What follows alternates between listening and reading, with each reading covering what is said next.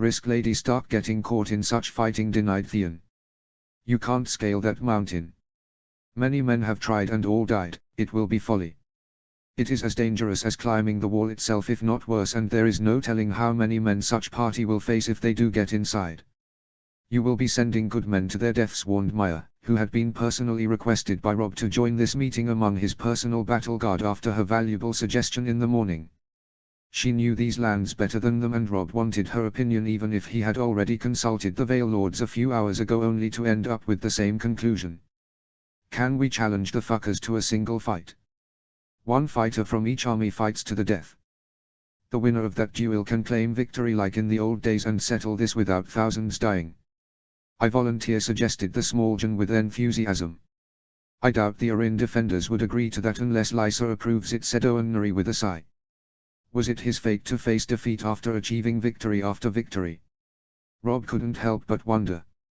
He regretted his last words with his mother and how harsh he had been with her. Now he may never get to see her again, just like father. Before Robb could come to a dreadful decision, one of his guards entered inside quickly after announcing himself. "What is it?" asked the king testily. "Riders, your grace. From the castle. They come under the banner of peace and seek to speak to you directly," informed the Stark guard, making Robb perk up quickly. "Send them in right away." "I will meet them," he commanded swiftly. Everyone inside the king's tent held their breath and waited for painful long minutes before the Arryn man finally entered. Maya was the one who blinked in surprise, as did the new arrival. "Sir Daemon?" asked Maya in surprise. "It is good to see you, child."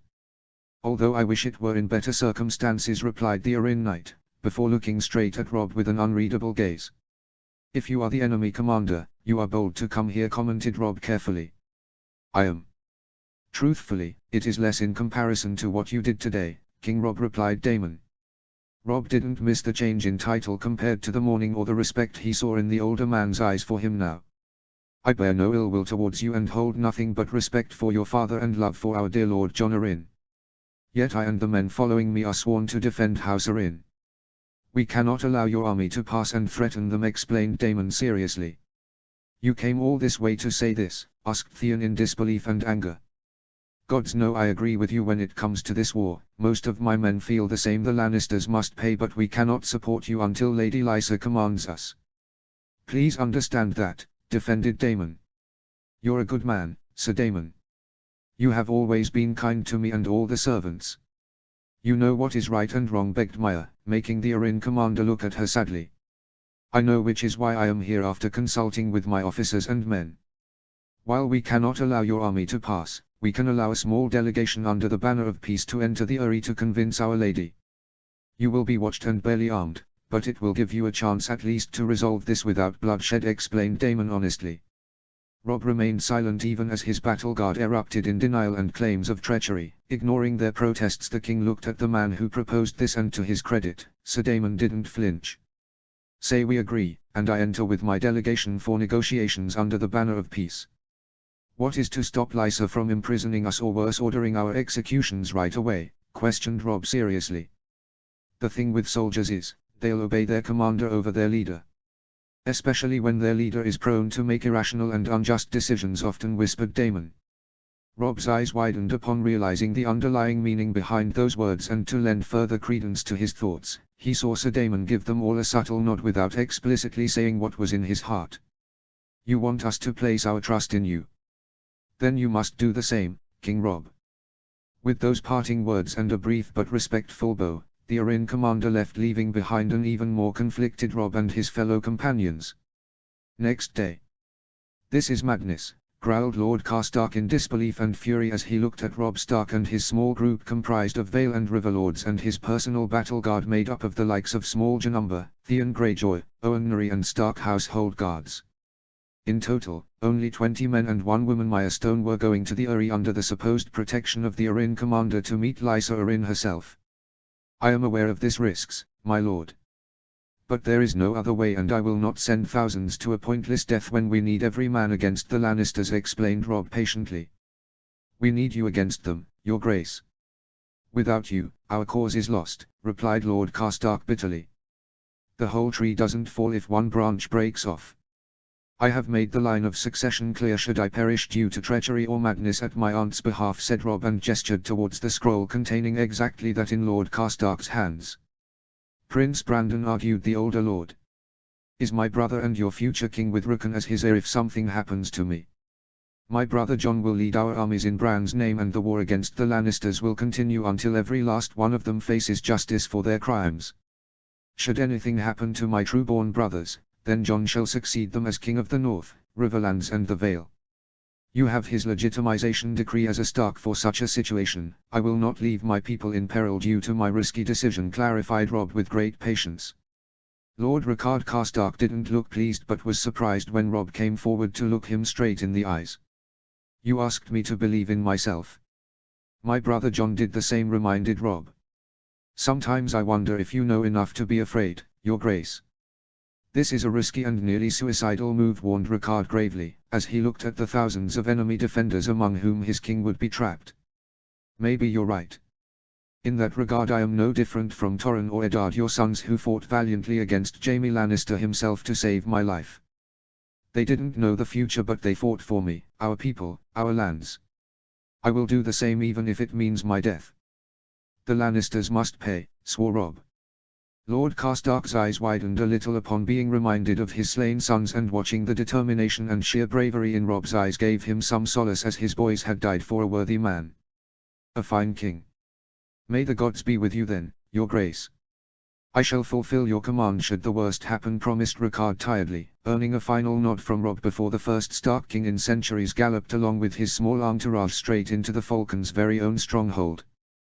Mirestone followed after the king alongside his entourage and didn't miss the curious looks of the Arryn defenders when the Stark monarch was the first to enter their castle and charged forward bravely to be joined by Sir Daemon and other Arryn officers on the march towards the Eyrie.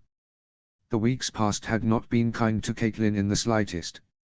Arriving at the Eyrie to displeasure of her younger sister was one thing, finding out the lords loyal to Lysa had proclaimed Robb as their king was quite another. Whatever sanity that was left in her sister disappeared when she heard the news, as she screamed at her defenders to gather House Arryn's forces at full strength. Hearing that Robb was marching towards the Eyrie with an ever-growing army of Valyman at his back made her imprison Catelyn with the threat of execution should her son launch any attack on her stronghold. Once Catelyn would have refuted such claim without hesitation, but her son was changing right before her eyes. All because of Jon Snow. The Robb she knew would never take any action to harm his own family's position, even if he had never met Lysa in his life. And yet he had accepted being declared as King of the Vale, undermined his aunt and cousin's authority without a second thought, and was now marching their own men to the Eyrie. How had things gone so wrong? Her son's last words to her before she departed for the Eyrie continued playing in her mind as she was marched to the court of her sister by a set of Arryn guards, with the haunting moon door appearing at the edge. My father is dead. I am trying to win a war against enemies who have me outnumbered. I must do everything I have to in order to win and save my sisters. Have you forgotten that? Is that an order? She remembered asking her stern son. If it has to be. Catelyn regretted the harsh conversation with her eldest and feared it would be the last she would ever have.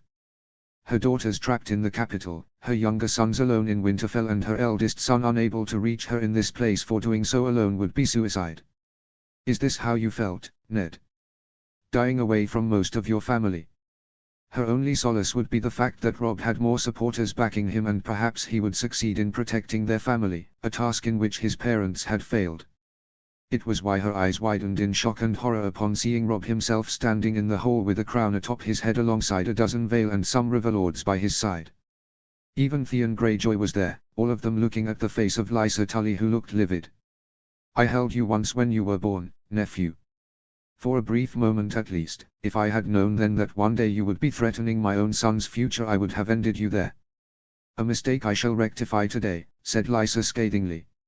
My lady, hear them out please. They come under the banner of peace, urged Sir Daemon politely, earning a murderous glare from his liege lord's widow. You will pay dearly for this betrayal as well. The Knights of the Vale were supposed to protect its liege lord and stay neutral by defending our own lands. Your actions have forced me to consider siding with the Lannisters to safeguard my son, our lands and people, refuted Lysa bitterly, making Daemon sigh and look away. Nobody is questioning your rule, Aunt Lysa. But you must also consider that your lords want to fight for justice. To avenge your husband and my own father murdered by Lannisters, argued Robb calmly. And you think you can defeat Tywin Lannister himself? Few victories don't make you a conqueror, Robb Stark, chastised Lysa heatedly. The Arryn guardsmen in the halls alongside their leader Sir Daemon looked at the young king who merely gave a brief look of understanding. I have a better chance of getting justice with the brave men of the Vale by my side. The Lannisters murdered your husband and your good brother by law, crippled one of your nephews, hold your nieces captive, hurt your younger brother and threatened to destroy Riverrun itself with your ailing father still inside of it. Does family mean nothing to you? Asked Robb furiously. It means everything to me. My son's safety is paramount. Anyone who threatens it will be executed, including all of you, roared Lysa angrily. The Vale and River Lords bristled at the threat and edged for their swords, making the Arryn guards do the same. Before Catelyn could stop this madness, it was her son who raised his hand, stilling hostilities. Your bannermen won't support you if you decide to back the Lannisters. Not after they murdered your husband and their liege lord by your own admission. Would you kill your own people for standing up for what is right? Asked Robb seriously. If they threaten my authority and my son's rule, then every traitor shall be dealt with extreme prejudice. The Mad King also saw threats everywhere and turned against his own people. Would you repeat that history, Aunt Lysa? Asked Robb sadly. Catelyn saw Lysa get up from her seat and thunderously march down the stairs where Robb and his supporters were being guarded by a group of her guardsmen. For the sake of the blood we unfortunately share, go away nephew and take your treacherous mother as well. The Knights of the Vale shall stay in the Vale, commanded Lysa and sent a hateful glare towards Catelyn as well. I intend to, but the men who pledged themselves to me shall also come with me to war alongside all their fighters. Can we not see reason for once, Aunt Lysa? It is not my wish to threaten your son, my cousin, in any form. Give me your strength and forces, and I will ensure no Lannister ever dares lay a hand upon our family for the rest of their lives, urged Robb sincerely. He saw the way many of the Arryn guards looked at him after that pledge. Lysa saw it as well. We still love your family and would die for you if needed without hesitation. But let us fight for justice and your family, that is all we ask, pleaded Lord Royce. We all still recognize you as our Lady Regent and Lord Robin as our future lord. But we cannot consider Joffrey as king or bow to the Lannisters ever again. King Robb shall be a far better ruler than any other. The fact that he is here talking to all of us shows he values the Vale and its friendship, begged Lord Jalwood Hunter. My lady, the Riverlands need your help desperately. Our people are suffering and dying by the thousands. If we lose this war, then I am afraid House Tully and all the loyal lords who stand by their side will be destroyed, urged Lord Mallister, making Lysa look away until Catelyn stepped forward, ignoring the protests from her guards and a surprised look from Robb, who noticed his mother's arrival. Ignoring the gazes of the men, Catelyn surprised everyone, including her younger sister, by kneeling before her. We need you, Lysa. Now more than ever, whatever you require to give us your support, we will agree. I beg you to see reason and stand by our side. I don't know why, but the last time I saw our father, he was whispering apologies to you in his sleep. He seeks your forgiveness for reasons not known to me, requested Catelyn, and watched Lysa blink in shock at the sincere gesture. Is that true? Whispered Lysa hesitantly, earning a firm nod from her elder sister. Lysa clenched her fists tightly and looked at her sister for several long moments before looking at her nephew, who surprised her more by offering her his own sword. It was the Valyman who crowned me king, but without its Lady Regent's support it means nothing. If you feel I am unworthy of it or wish to harm you or my cousin Robin in any way, then end my life right here, offered Robb humbly. You don't know the Lannisters, boy. Or have you never heard of the reigns of Castamere? Do you wish the Lords of the Vale to face the same fate at the hands of Tywin Lannister? Challenged Lysa heatedly. Robb saw the fear arriving in the eyes of many Vale Lords upon being reminded of the dark tale of Tywin Lannister's butchery towards those who defied him. If you don't sue for peace and stop pretending playing a game you are not prepared for, then what happened to the Targaryen children will happen to all of our own at the hands of that monster. Even Lord Royce and Maya winced at being reminded of that gruesome fact, which only made Lysa continue on. You need to surrender or run back to Winterfell. You are facing the richest house in the Seven Kingdoms. Their armies are well equipped and better trained than your own. Commanded by a veteran who would inflict untold brutality without hesitation of any kind. Who can field entire sellsword armies on a whim to replace the losses you may have inflicted so far? And what do you have to stand against that? An ill-equipped and outnumbered northern army being supported by already shattered riverlords and their remnants. You do not even have the strength in gold or resources to fight a prolonged war, but Tywin can. I will not let your belligerence and the foolishness of my bannermen bring ruin upon my house and son alongside the Vale, finished Lysa decisively. Dozens of more Arryn guards entered the hall, earning a satisfied nod from Lysa, but she watched curiously as Robb calmly walked towards one of the windows through which even she could see the distant but faint silhouettes of the might of the Vale off in the distance. You are right, Aunt Lysa. We are the weaker side in this war, under-equipped and outnumbered. But here we are, fighting a war none of us had ever imagined. The man we sought to protect through this war is gone, the world we once knew will never be the same again, spoke Robb honestly. Catelyn couldn't help but hold on to every word of her son and saw every man and woman in the room were doing the same, including Lysa herself. Not a moment passes when I do not think about the lives of my lords, my soldiers and everyone who supports me. Every night I dream of the friends and comrades I have lost already. Maybe some of them, including my father, would not oppose if I sued for peace to protect those still alive, confessed Robb. Theon was stunned again upon hearing that, but didn't object as he saw Robb looking at the Vale army in the distance. All that I have left are those standing beside me. Catelyn regretted being overly harsh with her son in the recent past after hearing that and upon seeing the grief and loneliness in his eyes in this moment. She watched Robb turn towards them all once again and watched in stunned silence when a fierce determination arrived in his eyes. One that she had never seen before. Was this truly her boy? All of our kingdoms fought together not long ago to overthrow a corrupt dynasty and a cruel king just like the one today. History does not remember us only for the victories, but also the bravery and duty that defined the North, the Riverlands and the Vale as they all fought side by side, battle after battle together. Where you see an under-equipped and outnumbered soldiers, I see courage and honor, thousands of heroes who swore to fight their way through hell before they ever turn their backs and run from the duty of protecting their kingdoms and people, challenged Robb fiercely. Lysa blinked in surprise when she saw Sir Daemon and all of her household guards stand firm and look at the young king with unflinching respect and pride as Robb walked forward to stand before her once again and looked right in her eyes. Where you see only a rabble of rebellious lords and relatives, I see family. Lady Anya Waynwood smiled happily and saw most of the other lords shared that emotion as they stood even more tall and proud in the presence of their king. Men and women who will fight, bleed and die for the sake of family, duty, and honor. Lysa flinched and looked away a little from those piercing blue eyes of her nephew that dug deep into her very soul, calling out to the values held dear by House Tully for generations. If we don't stop the Lannisters today, then we leave the realm and our families at the mercy of monsters who will come after us all one after another in time. They will oppress our people, insult our dignity, mock our customs and way of life under their false sense of arrogance and superiority.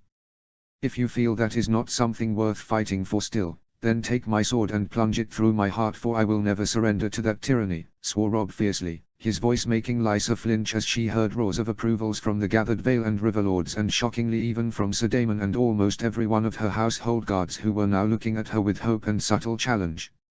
Lysa looked at the sword and then at Robb for several tense moments before a tired sigh escaped from her lips. She then looked at Sir Daemon and many of her own household guards again challengingly to only witness their continued support for the young Stark king even when she glared bloody murder at them. Considering that you have already won the hearts of my countrymen leaves me with no choice. But I have my own demands if I am to support you in the name of justice, said Lysa sternly. Please tell us, my lady, agreed Lord Royce eagerly, earning a nod and relieved smile from Robb as well. First, I want a public apology from all the Vale Lords towards my house for this little rebellion and repledge their faith in House Arryn and its future heir, my son, commanded Lysa without hesitation. The gathered Vale Lords looked at each other and while a few looked uncomfortable, they all nodded one after another, much to Robb and Catelyn's relief. Second, a sizable force of at least a few thousand defenders will remain in the Vale to protect our lands from any attacks. You must also eliminate the mountain clans in my name who have terrorized our people once this war is over. Robb and the gathered Vale Lords nodded without hesitation. Third, House Arryn must be granted favorable trade rights and war spoils alongside Vale Lords once the war is over for supporting you in these desperate times and declaring you as king, stated Lysa frankly. Your support and those of your bannermen will be justly appreciated and rewarded, Aunt Lysa promised Robb sincerely, earning a nod from his aunt and favorable smiles from the Vale Lords. Lastly, you must secure and protect Lord Petyr Baelish. He is a dear friend of mine and an ally of our side even if he is currently serving in Joffrey's court. Refuse this and I will not support your kingship and forbid any support from the Vale even if it leads to a bloody civil war, said Lysa murderously, and glared at everyone with dangerous ferocity, daring them all to challenge her. Robb frowned at the strange demand and looked at his mother, who suddenly looked extremely uncomfortable, but after several tense moments Catelyn gave a tired nod, sealing his decision. So be it. You have my word, Lord Baelish will not be harmed once we crush the Lannisters, promised Robb, and his suspicions deepened when Lysa gave an actual happy smile at that. Then under these terms I, Lysa Arryn, wife of the late Jon Arryn, Lady Regent of the Vale, accept you as King of the Vale, North and Riverlands alongside any future dominion of the Seven Kingdoms you conquer. The Knights of the Vale are yours alongside all our might, said Lysa seriously, and sighed before kneeling in front of Robb, making the rest of her bannermen and knights follow suit swiftly as the warriors unleashed their swords to lay at the king's feet. Catelyn had tears of joy and pride in her eyes as she too knelt before the finest and most worthy king she had ever seen in her life. Your father would be so proud of you today, my son. The Wolf King, cheered Theon with a mad grin upon his lips as he too knelt and started a thunderous war cry from everyone in the room that would soon echo across the entire Vale and the rest of the Seven Kingdoms. The Wolf King. The Wolf King. The Wolf King. Riverlands. Jon looked at the older man standing before him in his tent, one he had grown up hearing great stories about from everyone he had ever known. Even his father respected the legendary knight despite the man fighting against him for the Mad King, and now the very same warrior was presenting him House Stark's ancestral sword ice. More importantly, he was also carrying a supposed last message from Jon's father. It was time to address the situation despite his personal misgivings. It is an honor to meet you, Sir Barristan Selmy. Chapter 9. Loyalty. Sir Barristan curiously looked at the young boy in front of him, who looked quite a lot like the deceased Lord Eddard Stark. It was hard to believe that the lad Jon Snow was the one who took down the Mountain Gregor Clegane himself in single combat. But everyone across the Riverlands and in the Stark army didn't stop talking about it, so it had to be true.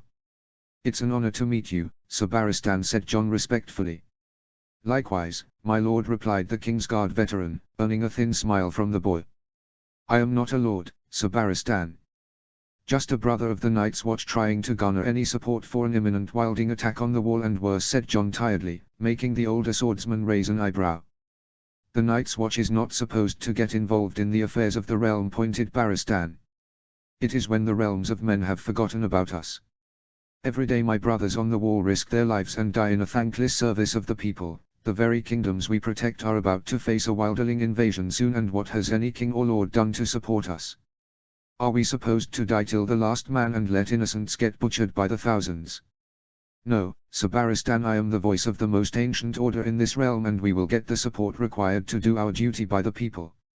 As he heard those words, Barristan saw a glimpse of the man who killed the Mountain in single combat. For some reason, his determination and devotion to duty reminded him of Arthur Dane, Kingsguard he respected immensely, who lived and died by his oath. Something Barristan had failed in himself. I meant no offense. The realm has gone to shit as it is, he said carefully, making the boy sigh. I am sorry as well, Sir Barristan. It is difficult to bear when people always remind the Night's Watch of its duties and punish us for breaking them even once, but don't even lift a finger when we need support to do our job that ensures they get to sleep safely in their homes at night, replied Jon honestly. Barristan nodded his acceptance and was pleased when Jon offered him a seat at his table alongside some wine. He would have refused, but weeks of travel made him reconsider. What brought you here, sir? Asked Jon curiously, once Barristan finished refreshing himself. I was dismissed from Joffrey's Kingsguard by Cersei and her vile boy who sits on the Iron Throne. When I protested and insulted the brat, he sent men to kill me. Lord Varys the Spymaster helped me escape, provided I deliver House Stark's ancestral sword ice and a final letter written by your father to Lord Robb Stark. I respected your father deeply and was saddened by his death. My oath to the king prevented me from stopping it. This is the least I could do to make amends, confessed Barristan sadly. We cannot change the past, and I understand the burden of an oath, if only a little, Sir Barristan. The Lannisters are fools for letting a veteran warrior like you go in this manner. Regardless, King Robb Stark will be pleased to hear of your help in getting our house's ancestral sword back alongside a message from our father," answered Jon with a smile. "King Robb Stark?" asked Barristan in shock. "Haven't you heard? My brother has been declared King of the North, Riverlands and the Vale. Once he returns with the might of the Vale at his back, we will crush the Lannisters to avenge our father and set things right across the realm," said Jon with determination. Barristan felt as if he was back in time when these very three kingdoms had united against the Targaryen dynasty he had loyally served. "Do you believe in your brother? That he is a good man and will be a better king than the ones we had?" asked Barristan hesitantly. "With all my heart." The old knight didn't see a shred of doubt or lies in that confirmation from the boy. "How can you be so certain?" asked Barristan. "Because the same father raised us both to be honorable men. Robb was everything my father wanted: brilliant, brave, and just. He may be young like me, but he is a skilled battlefield commander. I am proud to serve him, our house, and would gladly die for him if needed," explained Jon sincerely. Barristan couldn't help but nod in agreement, as he had heard tales of the young wolf from the people of the Riverlands themselves as he came to this camp. Robb Stark had not just liberated their lands from Tywin's cruelty, but also helped them get back on their feet in whatever little way possible. There were very less incidents of any Stark men looting the farms or granaries, and incidents of murder and rape were also minimal on their part. House Stark's heir had not hesitated in executing his own men who broke those rules, especially the last part. He had a lot to think about, and so Barristan presented Ned Stark's sword and letter to the man's bastard son. The old knight saw sadness arrive in the boy's eyes as he respectfully took the Valyrian greatsword. "Thank you, sir. I will ensure you are suitably compensated for this," assured Jon, but Barristan shook his head. "Eddard Stark was a good man. I will not dishonor his memory by taking compensation in exchange for offering some closure to his family," refused Barristan calmly, earning a respectful nod from the boy. "Very well, sir. What will you do now?" asked Jon. "If it's not too much trouble, I would like to rest in your camp tonight." "I might have an answer to your question tomorrow," said Barristan. "I can give you the whole day. By midnight my men and I are leaving for the next campaign," said Jon seriously. Barristan was smart enough to know it would be folly to ask the boy where he would be hitting the Lannisters next, so he nodded and left the tent, leaving Jon alone. "Dear Robb, if you are reading this, then I am dead. I have taken the decision to expose the lies of Cersei Lannister, whose children are not Robert's, but that of her brother Jaime Lannister. By rights, the Iron Throne now belongs to Stannis Baratheon, and as Hand of the King it is my duty to fight for justice. Petyr Baelish, who controls the City Watch through nefarious means, shall be helping me in taking Cersei and her children into custody, and while I don't trust the man, I need the City Watch forces he has influence over to subdue the Queen's men and Lannister forces in King's Landing. If you are reading this, then I was either defeated in battle or betrayed by Baelish and his men. Under such circumstances, I implore you to declare the North for Stannis as the rightful heir and bring the Lannisters to justice for their crimes against our house, the people of the North and the Riverlands. I know you will rule the North with honor and be just towards our people. Words cannot describe how proud I am of you and regret I won't get a chance to see the man you shall become. Please forgive me for not being there, and look after your brothers and sisters alongside your mother. Lastly, I made a promise to Jon that I would tell him about his mother the next time we met. Since I can't now, I am entrusting you with this task, even if it means you have to go to the Wall yourself to tell him, because it must be in person and only involve our family. I love Jon, the same as I do all my sons. I wish I could give him a better life, and in some aspects of that I have truly failed, but in others it was necessary to keep up appearance of his bastard status to save his own life and protect our family. It's because Jon is the legitimate son of Lyanna Stark and Rhaegar Targaryen. Your aunt was not kidnapped, she chose to run away with a man she loved instead of marrying Robert out of duty. It was foolish and caused so many deaths, but Lyanna was always headstrong. Rhaegar set aside his wife Elia Martell by annulling their marriage with the help of Septon Maynard, who was sworn to secrecy by me once the Targaryens fell, although I suspect he may have kept a record of this somewhere in the Citadel. Robert would have killed Jon if he knew, and Lyanna begged me to keep her son safe on her deathbed during childbirth. She named him Daeron after the young dragon. Nobody except Jon must know about this, for it would endanger his life and set the realm to fire once again. Tell him I am sorry for all the pain I have caused. I would have had him legitimized as a Stark had Catelyn not been more angered. Tell Cat, I am sorry and I have stayed faithful to her always and to not punish Jon for mine and Lyanna's actions any longer. Jon might not have my name, but he is my blood. He is my son and I love him with all my heart. Protect your sisters and brothers, look after your mother and the North. I shall wait for all of you in the afterlife, but don't come see me anytime soon. With love. Lord Eddard Stark, Lord of Winterfell and Warden of the North. Jon's tears had long since dried up as he read the letter over and over again, so much so he lost count of time as the sun itself had set marking the end of the day. To find out that almost everything in his life was a lie, to grasp the fact that the man he loved most was not his father, but his uncle, to learn the half-siblings he cherished dearly were his cousins. Targaryen. All his life he wanted to be a Stark, more than anything. To find out he was the son of Prince Rhaegar himself, and Lyanna Stark being his mother. Robert's rebellion being initiated upon a lie at least in the start, and what his existence meant for everyone. Robb. If people learned the truth, it would put him in a direct confrontation with his newly crowned brother. Nobles wouldn't care whether he was a brother of the Night's Watch or Robb was now on his way to becoming a king of 3 of the 7 kingdoms. To further their own agenda, they would use him against his own family. He looked up when he felt a tongue lick away his tears and saw Ghost looking at him with the closest thing to concern and affection in his unique eyes. Direwolf. Stark. He didn't know about Targaryens except for the stories he had heard as a child, but he had lived as a Stark. Except for Maester Aemon at Castle Black, there was hardly anyone left from House Targaryen. Why should he feel anything for a house that caused so much grief to the family who took him in? Why should he care about Rhaegar whose senseless actions set the realm on fire and caused so many deaths in the Stark family and thousands upon thousands of innocents? Compared that to Ned Stark who sacrificed his own honor to keep him safe, Robb, Arya, Bran who loved him like a brother. Even Rickon was fond of him, and while Sansa was not close, she had never been cruel. Kill the boy, Jon Snow. And let the man be born. Aemon's words came back to him once again and he wondered if the old man who was now related to him could understand his situation. Perhaps better than anyone, for the Maester gave up his right to a crown for the sake of his brother and family. He remembered Ned Stark who gave up his honor for the sake of family.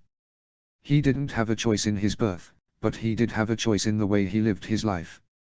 The vows he had taken as a brother of the Night's Watch, the promise of fighting for Robb, the desire to save Arya and Sansa alongside the North, to avenge Ned Stark and truly prepare the realm against the Wildings and White Walkers, that mattered more than any crown or a lost house he had never known in his life. I choose Stark, I choose my family, he whispered to Ghost with a faint smile and gripped ice in his right hand, earning a cheerful bark from the direwolf. He felt strength and confidence flow through him once again as he got back on his feet. Many said doing the right thing wasn't easy, but the men he had looked up to had done so regardless. Maybe in another life he could have been Daeron the Young Dragon, heir to the Iron Throne, but not in this one. For he was Jon Stark, son of Ned Stark and brother to King Robb Stark. And that was enough. Sir Barristan watched the final preparations happening across the Stark camp as the soldiers prepared for their next mission. The most interesting thing was the fact that it was an entirely cavalry-based force. A strike force. He watched Jon Snow interacting with the men under his command and was reminded of Lord Eddard once more. With ice now strapped on his back, the lad looked so much like a younger version of Ned Stark. The men seemed to admire him as they greeted him cheerfully and with respect. Even Lord Umber and Lady Mage Mormont seemed fond of him, judging from the protective way in which they walked beside the lad. It wasn't long before the boy caught his gaze and approached towards him with his 2 northern lords flanking him. It seems this is goodbye, Sir Barristan. Again, I would like to thank you for all that you have done for our family, said Jon sincerely, earning a firm nod from the old knight alongside a brief smile. When I was dismissed from Joffrey's Kingsguard, I swore to myself that I would now finally serve a ruler worthy of the crown and its people. One not as insane like Aerys, or indifferent like Robert, or cruel like Joffrey. From what I have heard from the people of the North and Riverlands alongside my own conversation with you, I feel King Robb Stark might be that man, explained Barristan honestly. Jon blinked in shock alongside Lord Umber and Lady Mage, who all looked at the old knight in stunned silence as he knelt respectfully and laid his sword at Jon's feet. I've won more single combat than any man alive, have fought in several wars and battles, but have made terrible choices in the kings I chose to serve. In my final years, I would like to make amends and serve an honorable king, and Starks are known for their honor and justice. I would like to offer my sword and life for King Robb Stark as a Kingsguard if he shall have me offered. Barristan respectfully. No one doubts your honor, sir. What Joffrey did to you was unpardonable, but how can we trust you to guard our king when you served the Lannisters not long ago? Asked Lord Umber gruffly. Great Jon, let this decision be made by the king and his brother at the moment, since his grace is not present. It is not for us to pass judgment, spoke Lady Mage frankly, earning a tired but accepting nod from the Umber Lord, who looked at Jon. Barristan watched Jon look at him closely for several long moments before offering his hand. I cannot make any decision regarding Robb's Kingsguard, as that right belongs to my brother alone. However, a good man offered me a chance to make amends when I failed as well in the past, said Jon with a smile, as he recalled Lord Commander Mormont sparing his life when he tried to desert from the Night's Watch to help Robb. But should you choose to help us in inflicting defeats upon the Lannisters, then I am confident he will be more favorable to accept your request. I would personally vouch for it. Barristan smiled and nodded before accepting the boy's offered hand as he was helped back on his feet. Where do you want to hit the Lannisters next? Asked Barristan sincerely, which earned devious grins from Lord Umber and Lady Mage alongside a thin smile from Jon. Oxcross. Winterfell. Benjen Stark looked at his crippled nephew with utmost seriousness as he finished his tale of the expedition beyond the wall. Beside Bran, even Roderick Castle and Maester Lewyn were extremely pale after hearing the first ranger's tale of what was coming for them all. He was shocked by the news of Ned's execution and Robb's march to war to avenge his father. The fact that Jon had tried to desert from the Watch to help in that quest was something he was still trying to grasp. Regardless, he had a more important task to do in comparison to the wars between men. The time to grieve Ned would come, but not right now. Is this absolutely true, Benjen? Asked Roderick hesitantly. On my honor. My entire force sacrificed their lives battling the enemy and making sure I reached here to give you the news. An army of wildlings and the White Walkers themselves march towards the wall. We need help, and I see you have already raised nearly 12,000 men outside our gates, said Benjen with some relief. They are to deter a possible Greyjoy invasion. Nearly half the Iron Fleet has been spotted at a distance from our shores by the Marndaily scouting ships, and this tale of White Walkers, if it was any other man other than you, Benjen, said Lewyn tiredly. The children of the forest and the three-eyed raven are real and need my help, asked Bran for the first time. Yes. But I'm a cripple, refuted the boy with skepticism clearly present in his young eyes, making Benjen nod and produce a vial holding a greenish-red-colored liquid inside of it. Only together we can defeat the Walkers, and they have seen you playing an important role in the war. Just like Brandon the Builder, whose name you share, built the wall. Now, we need another Brandon Stark to guard the realms of men. According to them, if you wish you can go north of the wall to learn all they have to teach about the enemy and our past. I can help you get there, explained Benjen. And what if I do not wish to go? Robb asked me to protect our home and people alongside Rickon. Am I supposed to abandon them all with the threat of a Greyjoy and Wilding invasion hanging over the north? Asked Bran seriously, making Benjen nod with a sigh. The children and the three-eyed raven foresaw this. If that is the choice you wish to make, then they have another offer. What is it? This is a potion developed by the children with their magic, one powerful enough to bring even the dead back to life. It was one of the instruments used in the creation of the White Walkers. It can restore your legs and enhance your powers tremendously, but there is a cost and terms, said Benjen sadly, even as Bran's eyes widened in shock over the faint possibility of having his legs working once again.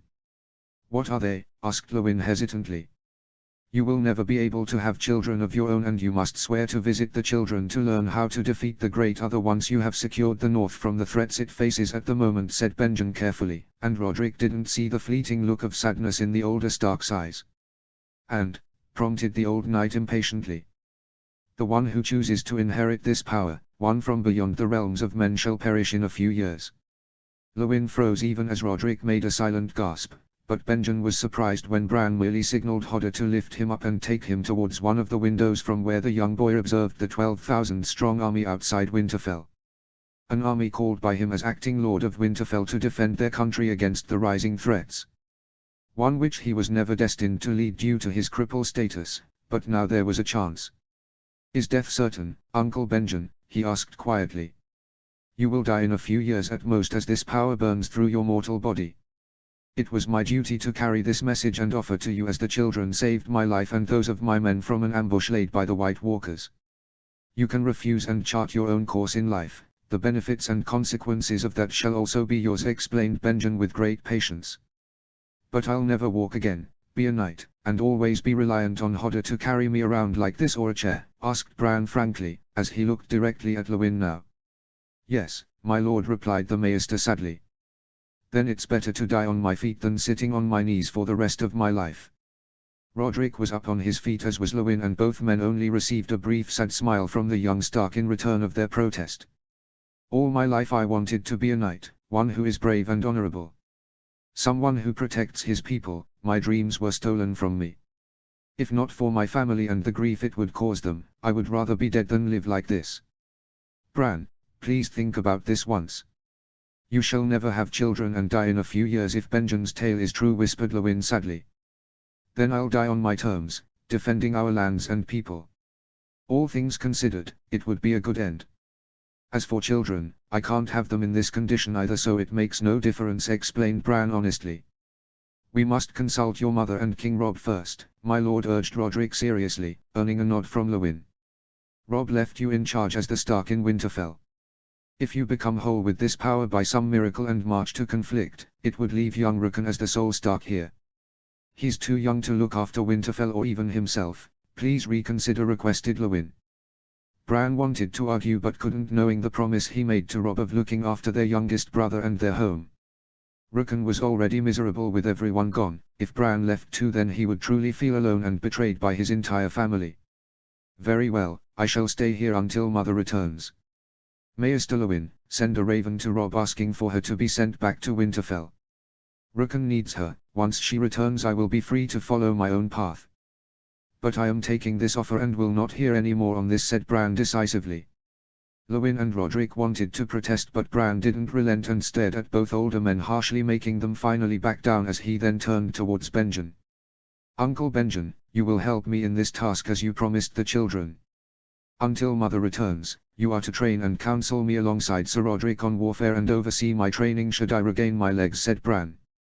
My duty is to the Night's Watch, Bran reminded Benjen with regret. That didn't stop Jon from helping Robb and our family. But I understand your position is important as the first ranger. I can send 500 men and a considerable cache of arms and rations right away to Lord Commander Mormont to defend the wall against wildings for now, in return for him allowing you to help me. Along with a promise of providing aid of the rest of our forces here once the Greyjoy threat is handled. Benjen considered the proposal for several long moments. The watch was down to less than 1,000 men and dwindling supplies. The Southern Kings would never help them, either out of reluctance or being caught in their own wars at the moment. Jon had already sent more than 150 men in the form of Lannister prisoners and survivors from Gregor Clegane's Rouge force, along with a decent cache of arms and supplies. He would send more, but Benjen wasn't sure if the help would make it in time.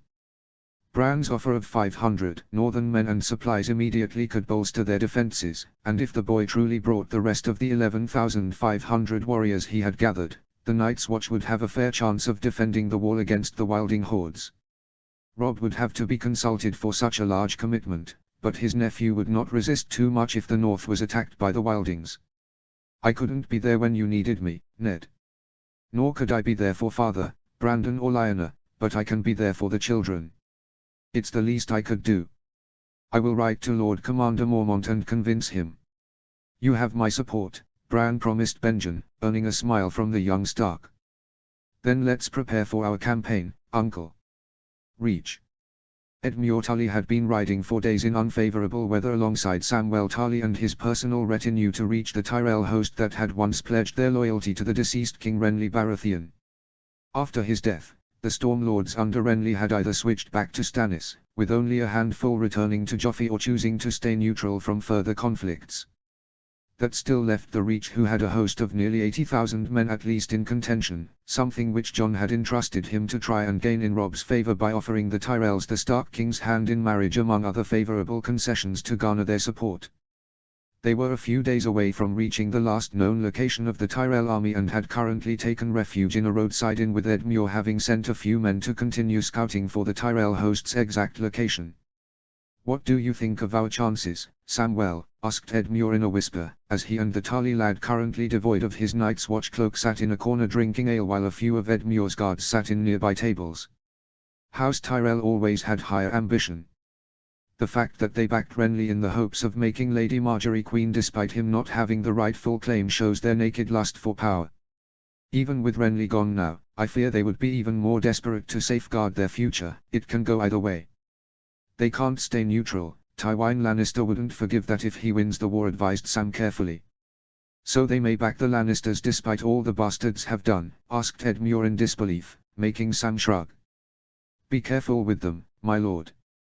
Even if you manage to convince them to support House Stark, they will ask for a very steep price."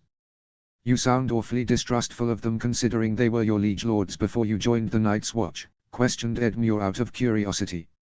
"I don't dislike them, my lord. It's their naked ambition that makes me pause." Even my father, while respectful of them, still preferred to keep himself at a safe distance from getting caught in House Tyrell's ploys to gain more power. "Just my personal opinion," replied Sam honestly.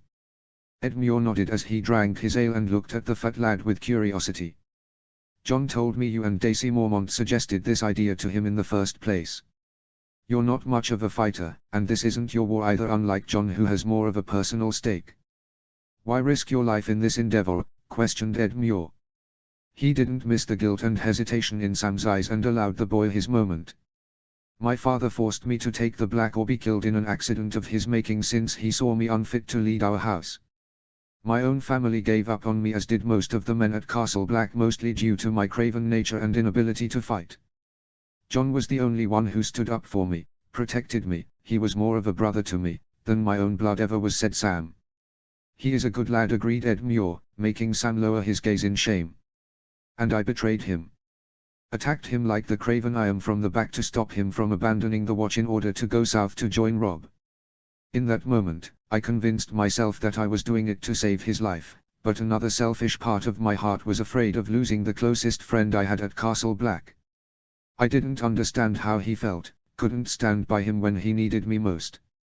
Even so, he forgave me. I owe him my life, Lord Edmure. He is the brother I chose, and if doing this means I can make amends, then that is what I shall do," explained Sam without hesitation. Edmure nodded, but before he could reassure Sam, they both heard the sound of a large number of horses approaching towards the inn. His men and the heir of Riverrun prepared themselves, and not soon enough as a group of knights and guardsmen burst through, ones bearing the sigil of House Tyrell.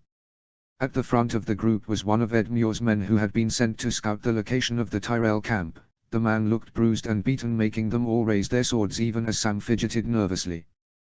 The patrons of the inn and its owner quickly scrambled towards cover, but a thunderous voice stopped the Tyrell forces from attacking. Sam blanched in shock when none other than Lord Randall Tarly entered inside, making his men give way with the utmost respect and fear. The Lord of Hornhill looked as intimidating to Sam as he remembered, but for even a moment the old general looked surprised upon seeing his dishonored son there. But soon enough, Randall composed himself before looking at Edmure without a flinch. "Lord Tully, you are under arrest for trespassing into our lands without prior notice. Lay down your arms and there will be no need for bloodshed," warned Randall frankly. "I am on important diplomatic mission representing King Robb Stark and wish to speak to Lord Mace Tyrell," explained Edmure seriously. Randall raised a curious eyebrow before looking at the Riverrun heir with the closest thing to disappointment. "Then you are too late, my lord. For your king is an enemy of ours." Edmure frowned in confusion, but it was Sam whose eyes widened in horror as he frantically stepped beside Edmure. "They have declared for the Lannisters." "Run, my lord. They intend to take you hostage," implored Sam in fear. Chaos erupted in the next moment as the Tyrell forces descended upon the Rivermen at a single nod from Lord Randall. Edmure was about to join the fray when Sam gestured 4 of his men to grab the heir to Riverrun, which they did swiftly. "There is back door over there, get him out of here. Run through anyone blocking your way there," commanded Sam swiftly. "Sam. Go. If you are captured, the Riverlands and Robb's quest is doomed. Jon would never forgive himself if that happens, for he sent you here on my suggestion." We will hold them for as long as we can. Now go, Lord Edmure, said Sam fervently. Randil himself stepped into the melee when he saw a group of Edmure's guards dragging the protesting Riverrunner out of the back entrance, only for that door to come crumbling down as more Tyrell fighters entered to block the way. The Lord of Hornhill was quite surprised when he saw Sam take up a sword from a fallen Riverrun guard and stand in his way, even as Edmure and his 4 men battled the guards at the back entrance. "What are you doing here, stupid boy?" asked Randil angrily. "What does it matter to you?" "I never mattered to you, it shouldn't change now," replied Sam bitterly, even as he shivered as the Tyrell forces at the main entrance were on the verge of mopping up the heavily outnumbered Riverrun guards. The sounds of their screams as they died and the clash of steel made him shiver in fear, but looking back he saw a glimmer of hope as Edmure in his rage alongside his last 4 guards was hacking his way through the enemy blocking the back door. "For the sake of your mother, step aside, boy. This is your final warning," said Randil with gritted teeth, as he saw what Edmure was doing. "Say the word," Lord Tarley urged one of the Tyrell guards, as he looked at Sam with fury. Every fiber in Sam's body wanted to flee or hide in a corner, but the thought of the implications behind this development on Jon made him stand his ground. There was no future for him at Castle Black, with most brothers hating him. He could never go back home thanks to his father, but he could aid his closest friend for all that he had done for Sam. "I don't have much to offer, Jon. But I can give you this." Randil snarled when Edmure killed the last guard blocking the back exit door and gave the command to stop the Riverlord, only to be surprised when Sam blocked the Tyrell guards. "Lord Edmure, tell Jon I am sorry." Edmure nodded heavily upon hearing Sam's request before he and his men rushed out towards the area where their horses were waiting. Sam barely managed to block the sword of the first Tyrell guard when Randil didn't hesitate in ordering the attack. He kicked the man in the balls, making him groan as Sam plunged his sword through the guard's neck. Randil was left speechless. He was rooted to his spot as he watched his once cowardly son fight with reckless bravery. He had no skill still, but there was a determination in his eldest's eyes which was always missing. The next 2 guards tackled Sam to the ground and started beating him mercilessly, but the larger Tarley fought back by plunging his fingers through one of his enemy's eyes, making the man scream and roll away in pain. That still left 1 more guard who brutally stabbed a knife through his side, making Sam scream in pain. Maybe it was anger or something else which made him grab his own knife and plunge it through his attacker's head, making him slump instantly. The remaining guards charged at the wounded younger boy in rage. "Stop!" Sam had tears falling from his eyes in pain even as blood oozed out of his body. He knew he was never going to get back up in time to defend himself as the guards charged forward to end him, only for his father to stop them. "Go and chase Edmure, I'll deal with him," commanded Randil fiercely. The guards nodded and went out of the main entrance through which they came, leaving only Randil alone with his wounded eldest son. Sam's vision was slowly becoming blurry as he watched his father walk forward with Heartspan, their prized family sword made of Valyrian steel, now pointed at him. "Why?" asked Randil sternly. "I was a disappointment to my family. I won't be one for my closest friend as well," whispered Sam in pain, making Randil's eyes widen a little in surprise. "You have friends?" Sam coughed up more blood but gave a feeble nod, making his father look at the 2 men killed by his son out of sheer luck and desperation. "And you killed 2 of my men for these friends? Went into battle for their sake knowing you are no warrior and will be killed?" questioned Randil. "Yes, and I would do so again," answered Sam in defiance. He was surprised when his father nodded in respect even as he raised his sword up and looked back at him. "You failed as a son and heir, but what you did here for your friend I can respect that," said Randil truthfully. Sam blinked in shock upon hearing the rare praise, probably the only one he had heard in years. But he also looked at the sword hanging over him. "You said you'll kill me the next time I stepped foot into our lands or near you," whispered Sam in realization. "So you do remember. Any last words?" asked Randil without a flinch. Fear was all Sam felt in every inch of his body as he looked at the large pool of his own blood all around him as his vision started to darken completely, but he refused to show it in front of this man and mustered the last of his strength to look at Randil with defiance. "And now, my watch has ended." Chapter 10. March. Robb looked at the map of Westeros placed at the table in the vast hall of Runestone. In the 2 weeks it had taken to muster the might of the Vale, his enemies had not been sitting idle either. It was most disturbing to read an urgent cryptic message that he received from a fleeing Edmure Tully of the Tyrells aligning with the Lannisters. Now their combined forces outnumbered his own even with the Vale at his back. If that was not trouble enough, he had also started receiving reports of small raids being carried out in the north by the Ironborn across the stony shore. It was not a full-blown invasion yet, with the Ironborn probably testing their defenses. The fact that the Ironborn were carrying out much more aggressive raids on the Lannister coastal cities and villages was a small comfort, but it also showed they were in this war only for themselves and allying with them was a fool's dream. He explained it as much to Theon, who still disagreed with the thought, but was respectful enough to keep his opinions to himself when in public now. "Should we call Jon Snow and his strike group back from the Westerlands?" questioned Lord Royce. "No, my brother will have a plan, and the second Lannister army being raised by Stafford Lannister needs to be kept in check if not outright destroyed," denied Robb, much to Catelyn's dismay. "What of the North?" she asked instead, earning nods from Lord Bolton and Lord Karstark seriously. Robb found himself in another dilemma. Apart from his plan for the Westerlands, Jon had already reported in his most recent letter that he had sent some 4,000 reinforcements under Lord Glover and Lord Blackwood to face off against the Ironborn. This, in combined with close to 12,000 men that Bran had raised over several long weeks from across the north, gave him some solace, although he had doubts around the leadership, cohesiveness and training of these troops. If Robb sent more men north, he risked weakening his already difficult position in the south. If he did nothing and the Ironborn attacks became more serious, then his own northern bannermen might question his leadership. "Mother, you must go north and take command of Winterfell. Bran and Rickon will need your guidance in the coming storm," decided Robb. "What about you?" asked Catelyn hesitantly. "Bran and Rickon are the future of the kingdom I am trying to build. Should I fall in battle tomorrow, the kingdom should not die with me. Bran is my heir until I have sons of my own. You must make him ready. Hold the north as best as you can for now with the men Bran has mustered and Jon has sent. Together they should pose a serious threat to the Ironborn. If the situation becomes more dire, then I will divert Jon and his 3,000-strong force to your aid, but hopefully after he has caused serious harm in the Westerlands and to Stafford's new army," explained Robb gravely. "We should rush back north, Your Grace.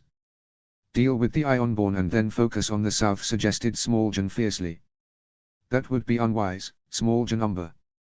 By the time we return south again, Tywin will have consolidated his forces if Stannis is defeated and may just undo all our gains while threatening the seats of the southern lords sworn to King Robb," advised Roose calmly. "Lord Bolton is right, as much as it pains me to admit. We must defeat the Lannisters first," said Robb. "How do we do that with their increased strength? Tywin won't care if we continue raiding his lands until Casterly Rock itself is not threatened. His bannermen may distress, but they would not rebel against him as originally planned by us. Not with the Reach now backing him," warned Lord Hunter. Catelyn saw all these lords looking at her young son for answers, and she pitied the burden of kingship that was placed upon his shoulders at such a young age. But he surprised her and everyone else once again when he didn't falter and looked back at them confidently. Theon raised an eyebrow when Robb picked up a few falcon pieces and placed them firmly atop Dragonstone, the seat of Stannis Baratheon, currently about to invade King's Landing with all his might against the approaching forces of Tyrells and the Lannisters. The king then picked up the mounted and few infantry pieces of Vale Knights and merged them with the 18,000-strong Northern and Riverlands combined force currently stationed near Harrenhal under the command of Sir Bryden Tully. "Lord Karstark, I want you to take Dragonstone with the Vale fleet and establish a foothold there. It is barely defensible. I'll give you 8,000 Valymen and a few lords of your choice for this task," commanded Robb seriously. "Isn't that too much for a seat barely defended and much less worthy at this point? While it may nearly finish Stannis's campaign, the Lannisters are our real enemy," questioned Lord Rickard Karstark with a frown. "I don't intend for you to stop there, my lord. With the Vale fleet at your back and Dragonstone as its base of operations, I want you to continue launching raids across the Crown lands. The intention is not to occupy the Crown land castles or lands, but to position a strong battle group very near to King's Landing, forcing the Lannisters to leave a sizable force behind to defend the capital. Knowing Cersei and her children, they would beg Tywin to spare a decent force, and the Old Lion will have no choice but to agree if he wants to save face with his bannermen, the Reach, and maintain his family's claim to the throne," explained Robb in detail. And what if this force he deploys for this task chooses to engage my own? Asked Lord Carstark. Continue harassing them. If things become too dire, retreat back to Dragonstone and then to the Vale.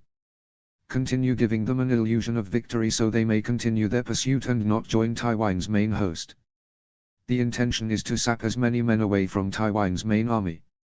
And what if Tywin doesn't deploy a force to counter? We'll leave a decent battle group of our own practically useless, questioned Lord Bolton. In that case, Lord Carstark is to launch a feint attack on King's Landing. It won't succeed and I don't expect you to really try, just give the illusion of an attack. Cersei will panic as will the little shit Joffrey. If they don't, then wait for further orders, as I may direct you to attack the Lannister Tyrell host from the rear once they face my main host here, answered Robb truthfully, pointing to the map where he was positioning their main army. No sane commander will risk an army at his back, agreed Lord Royce, as Robb pointed Lord Carstark to take up position at Rook's Nest for such an attack to march straight to Harrenhal in order to attack Tywin from the rear when he faced Robb's main host positioned near those lands. I will take the remaining 25,000 Vale forces and link up with Uncle Bryden's host of 18,000 near Harrenhal made up of Northmen and Rivermen. We will try and forage a few more men along the way to bolster our numbers as much as possible, advised Robb. Your Grace. Robb and his lords turned to Theon as the only Greyjoy in the room looked at the king hesitantly, the older boy's confidence having been shaken after hearing reports of his own countrymen having started an attack on northern lands. The very same people he had so confidently promised would support Robb if the king made an offer of alliance against the Lannisters. Now Theon didn't know anymore. Yes, Theon, asked Robb patiently, adding to Catelyn's ire. You need to reduce the men you assign to Lord Carstark. The Vale fleet cannot carry so many at once. In the event of a hasty retreat there will not be enough room for all of them to fall back on. Dragonstone also has very little in terms of supplies. You need a strike force to continue a harassing campaign in the Crown Lands to keep the Lannisters on edge and some of their forces held there. But you need as many men in the field alongside your main host. Give at most 3,000 to Lord Carstark with some cavalry units apart from the infantry to scout ahead and project a larger presence than what we truly have, advised Theon honestly. The Greyjoy is right for once, Your Grace, agreed Lord Bolton, of all people, much to Robb's surprise. Such a smaller force will never be enough to launch a feint attack on King's Landing or attack Tywin from the rear, replied Robb with a frown. It's too risky a gamble. More importantly, with a nimbler force we can harass their shipping and trade routes. Put more pressure on King's Landing from sea while continuing to raid the Crown Lands. We need mobility and element of surprise which the Vale fleet can provide. Tywin doesn't have a navy of his own. The royal fleet will soon engage in battle with Stannis' own. I reckon we destroy whatever fatigued naval forces that survive from either side in a surprise attack. I reckon if the Ironborn continue attacking Tywin's lands, then he will be forced to ask the Reach Navy to come to their aid. That will give us a free rein on the sea on this entire coast and towards King's Landing, explained Theon in detail, as he calmly pointed his strategy across various crucial points across the map. Robb and the other lords were quite surprised by the sound plan of action recommended by the lone Greyjoy of their faction. You thought this all up just like that? Asked Robb with a faint smile, earning a smirk from Theon. Naval combat is in my blood. Your Grace himself is good at cavalry engagements. Snow feels more comfortable in infantry battles. This is my element. I cannot give you the Iron Fleet or stop them from harming the North, but I can offer at least this for you and Lord Eddard Stark, said Theon truthfully. Very well, Theon. Though there is another important task I wish to give you and Lord Carstark, said Robb, a hint of worry visible on the king's face. Name it, Your Grace, encouraged Lord Carstark. Sansa. The name of her eldest daughter made Catelyn stiffen and nearly tear up as she remembered her sweet child still trapped in the capital with monsters like Joffrey and Cersei. If you see a chance to rescue her from the capital, take it. No matter the cost, she must be evacuated from the capital. I will never be able to attack the capital fully even if I win against Tywin, not if they have my sister hostage. I don't know where Arya is and in a way I failed father by not being able to protect her, but I will save Sansa. The North doesn't forget its children, no matter where they are, said Robb sadly. Catelyn fought back her tears upon hearing Robb's decision, which earned firm nods from all Northmen in the room save Lord Bolton, who remained stoic. Even a few honourable Vale lords nodded their consent without hesitation. I volunteer for this task, said Smalljan loyally. As will I, agreed Owen Murray as he stepped forward without hesitation. Command us, your grace. We will rescue Lady Sansa no matter the cost, swore Lucas Blackwood, the second son of Lord Tytos, as he knelt before Robb and pledged his sword for the mission. From a corner in the room, Mirestone watched the Stark King step forward and clasp hands of the 3 members of his personal battle guard, expressing his gratitude. Watching the loyalty of the Northmen and even the Riverlanders to their king and his family made many veteran Vale Knights to volunteer themselves for this suicidal mission. She didn't know their future or fancied their odds, but in this moment she felt herself standing on the right side of this war for the first time. Robb watched the Vale fleet departing on their mission with many of his trusted comrades under the leadership of Lord Rickard Karstark. For a traitorous moment, he wondered if he had sent those good men to their deaths. They wouldn't be the first or the last. How many of his own men had died following his commands? He couldn't help but wonder. Greywind remained silent by his side, perhaps feeling the turmoil in his master's heart. Their peace was however disturbed when Catelyn entered his room and the king saw his mother was ready for her own journey back home. "Are you sure about this?" she asked gently. "You are needed back home, mother. I cannot save the girls yet, but I can give my younger brothers their mother back." "The North needs the Lady of Winterfell now more than ever," reminded Robb patiently. "I know, it's just I cannot leave you or the girls alone like this," replied Catelyn sadly. "I am not alone. I have my lords and our army behind my back." "And how many of them are your family, Robb?" she asked. "I have my brother." Catelyn's fists clenched bitterly upon that answer as she was reminded of the disgrace placed upon her. It also reminded her of another folly that she had heard her eldest was about to commit. "He is not. A Snow will never be a Stark," she refuted fiercely. "He shall be on my command. You have never liked him and I cannot force you to let go of your feelings, but Jon is my brother. Bran and Rickon are not fit to lead any armies or campaigns just yet. Should I die in battle tomorrow, then Jon will assume command of our armies and continue the war.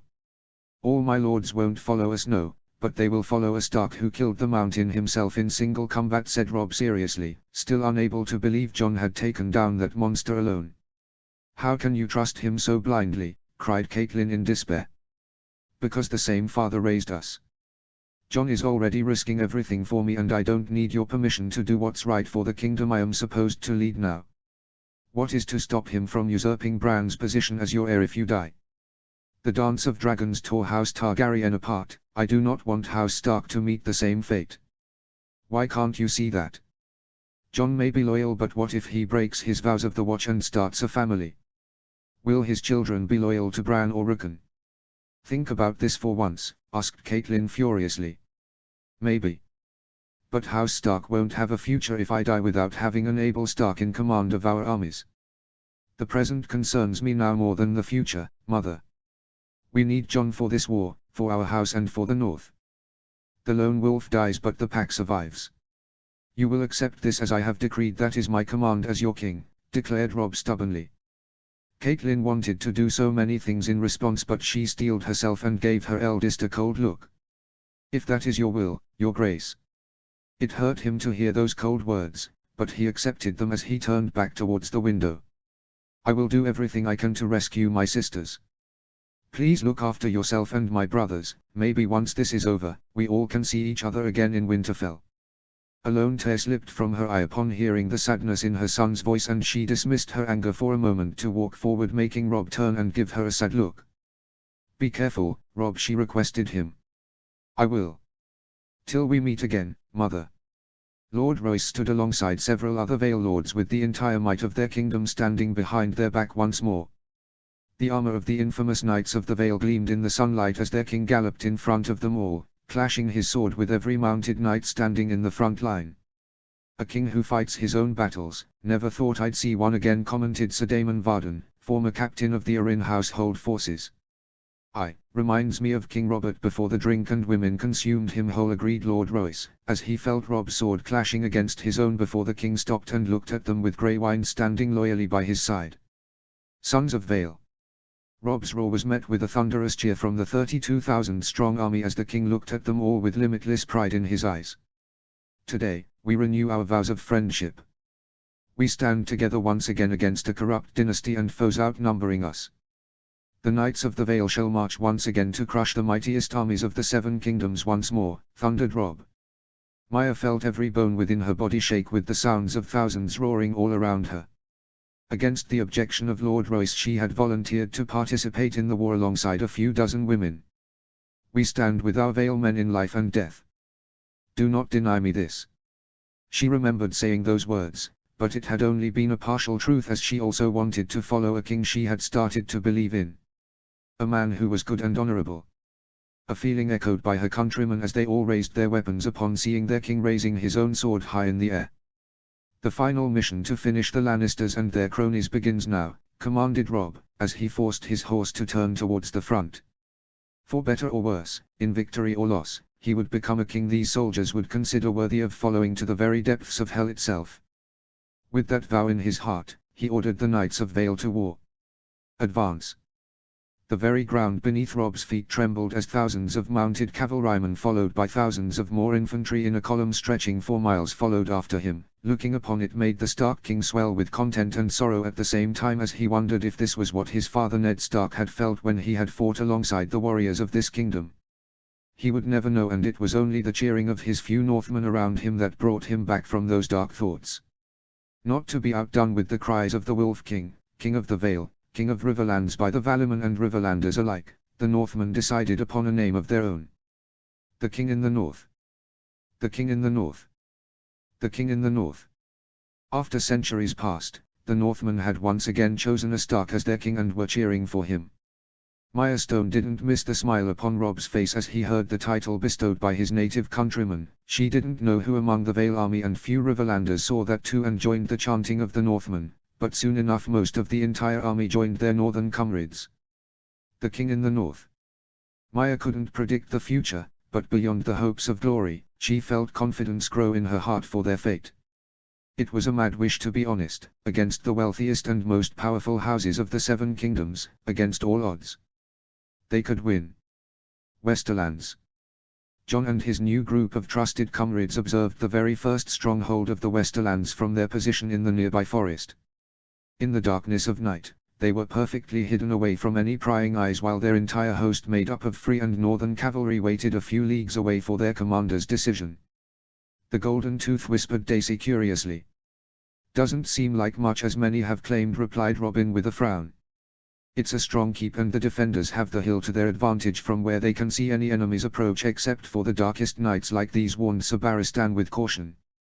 Can we go around it? Asked Wendell Marndale, earning a sigh from Harry on Karstark. We haven't found a way yet, and the road to Lannister territory and Stafford's host leads through this castle. If we are to achieve our goal, we must capture this stronghold, recommended the eldest and only surviving son of Lord Rickard Karstark. We barely have 3,000 men, all cavalry. Can't risk taking major losses here if we are to have any chance against Stafford's new host, said Daisy with utmost seriousness. Give me 30 good men and I'll impregnate the bitch. Everyone including Jon were quite surprised on hearing Robin Flint, the calmest of their group, make that proclamation. The eastern walls are lesser in height and look scalable.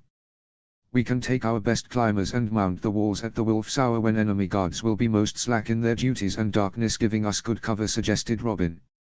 Too risky. If even one guard catches sight of you and manages to raise alarm, then the entire infiltration group will be slaughtered like flies.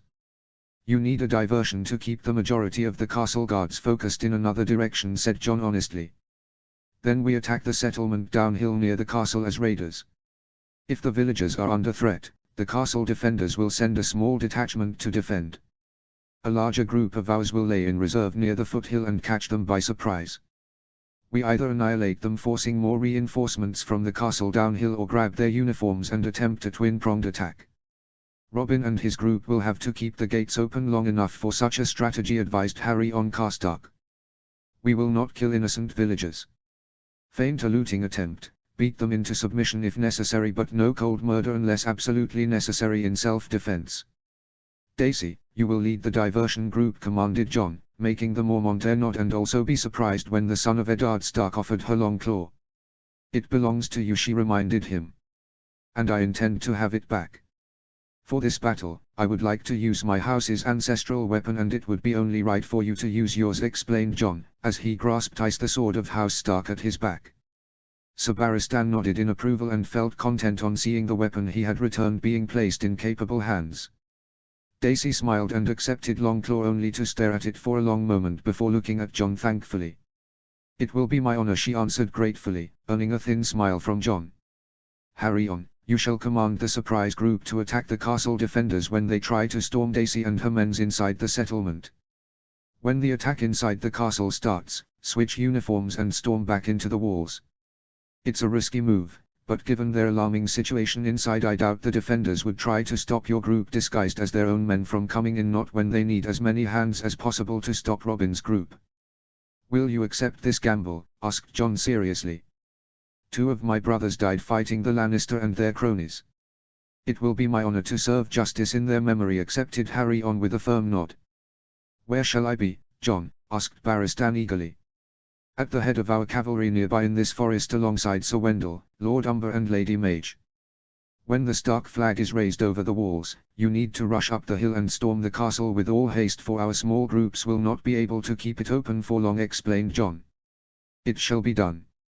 "And where will you be?" asked Barristan curiously, making Jon clasp Robin on the shoulder. "Leading the infiltration attack with Robin." Everyone blinked in surprise for a moment before Daisy said what was on everyone's lips. "You're the commander of our army. We can't risk your life like that," she protested, a hint of worry clearly visible on her face. "Precisely why I must be there. I ordered this incursion into the Westerlands, this is my plan.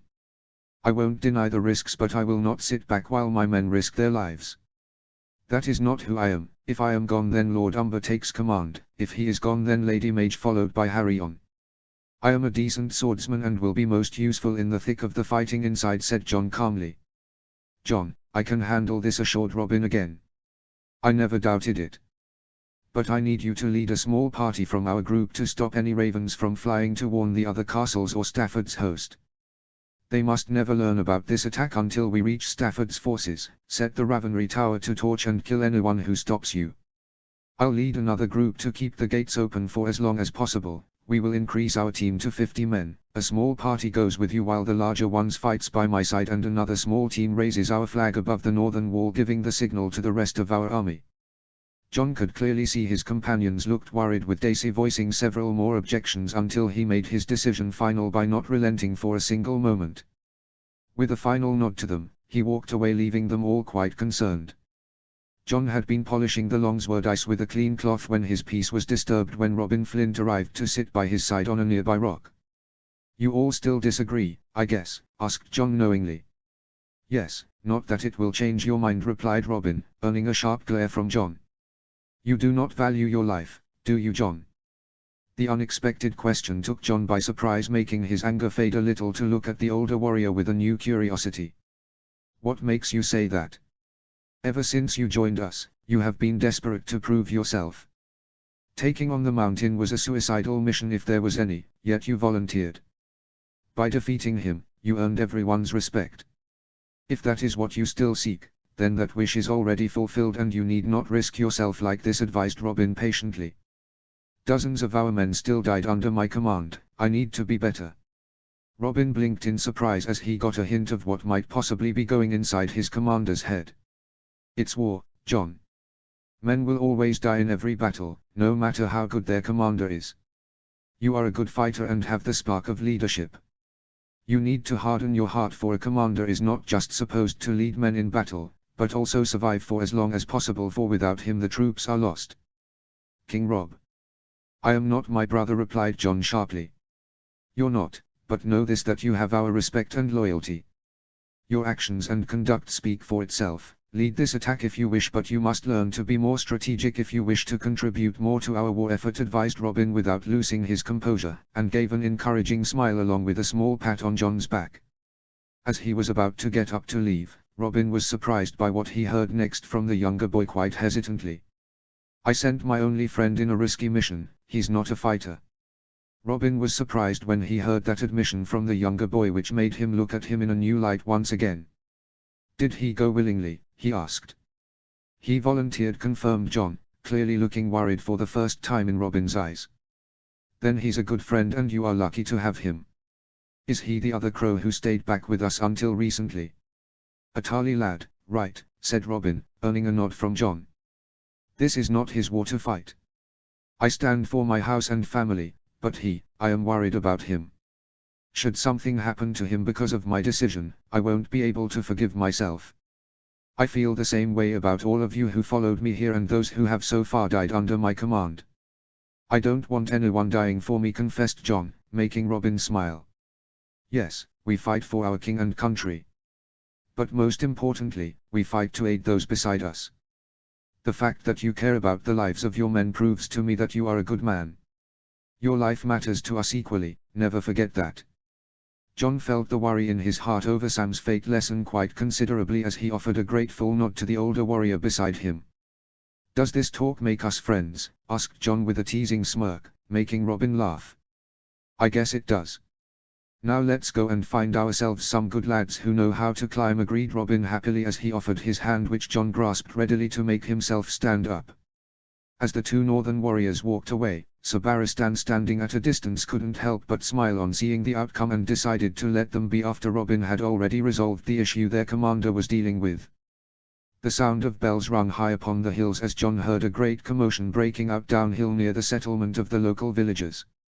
It alerted the guards of the castle, and once the first fires started burning across few houses, a sizable detachment of soldiers rushed out of the castle on horseback to address the threat.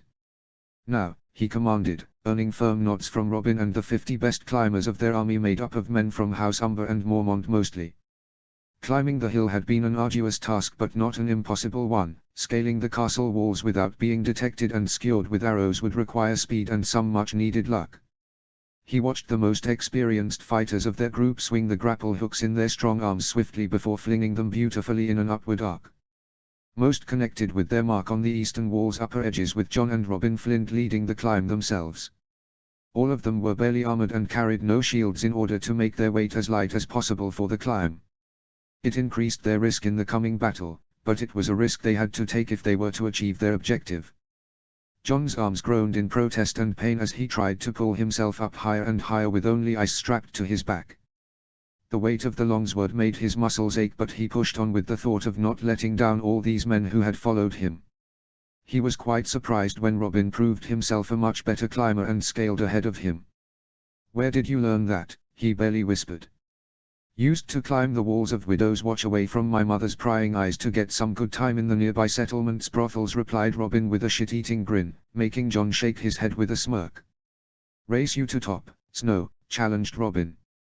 "Very well," accepted John with a determined smile, as he renewed his effort with more strength.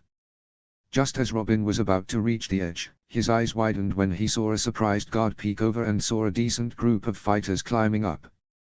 The next moment, a knife flew and lodged itself in his throat courtesy of a Mormont veteran, making the enemy fighter fall back while painfully clutching his bleeding throat.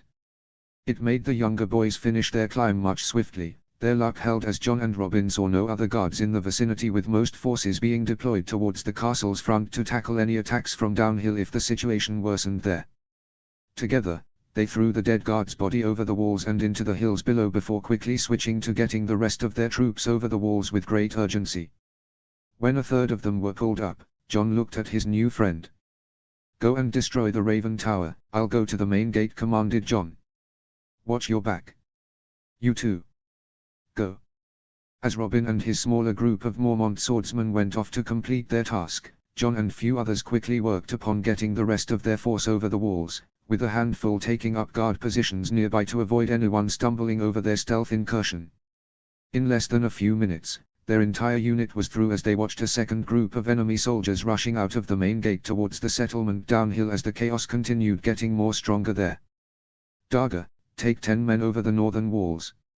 Raise our flag the moment we establish a foothold near the gates," ordered John, making the older warrior of House Umber grunt roughly. 3 dozen fuckers down there in the courtyard. Rage like the bloody winter, lad, if you want to have any chance." John nodded as Dagger led another group of men for the next task, making him look back at the 20-something men left with him as he unleashed ice from his back, making many of them grin eagerly. "Let's take this castle." Eager nods and grunts followed on his determined command as John leapt from the wall to a nearby staircase and charged towards the courtyard.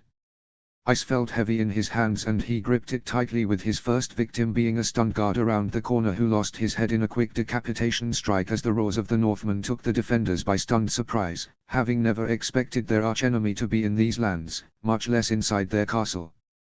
The enemy soon regained over their shock and rushed to meet the northern onslaught.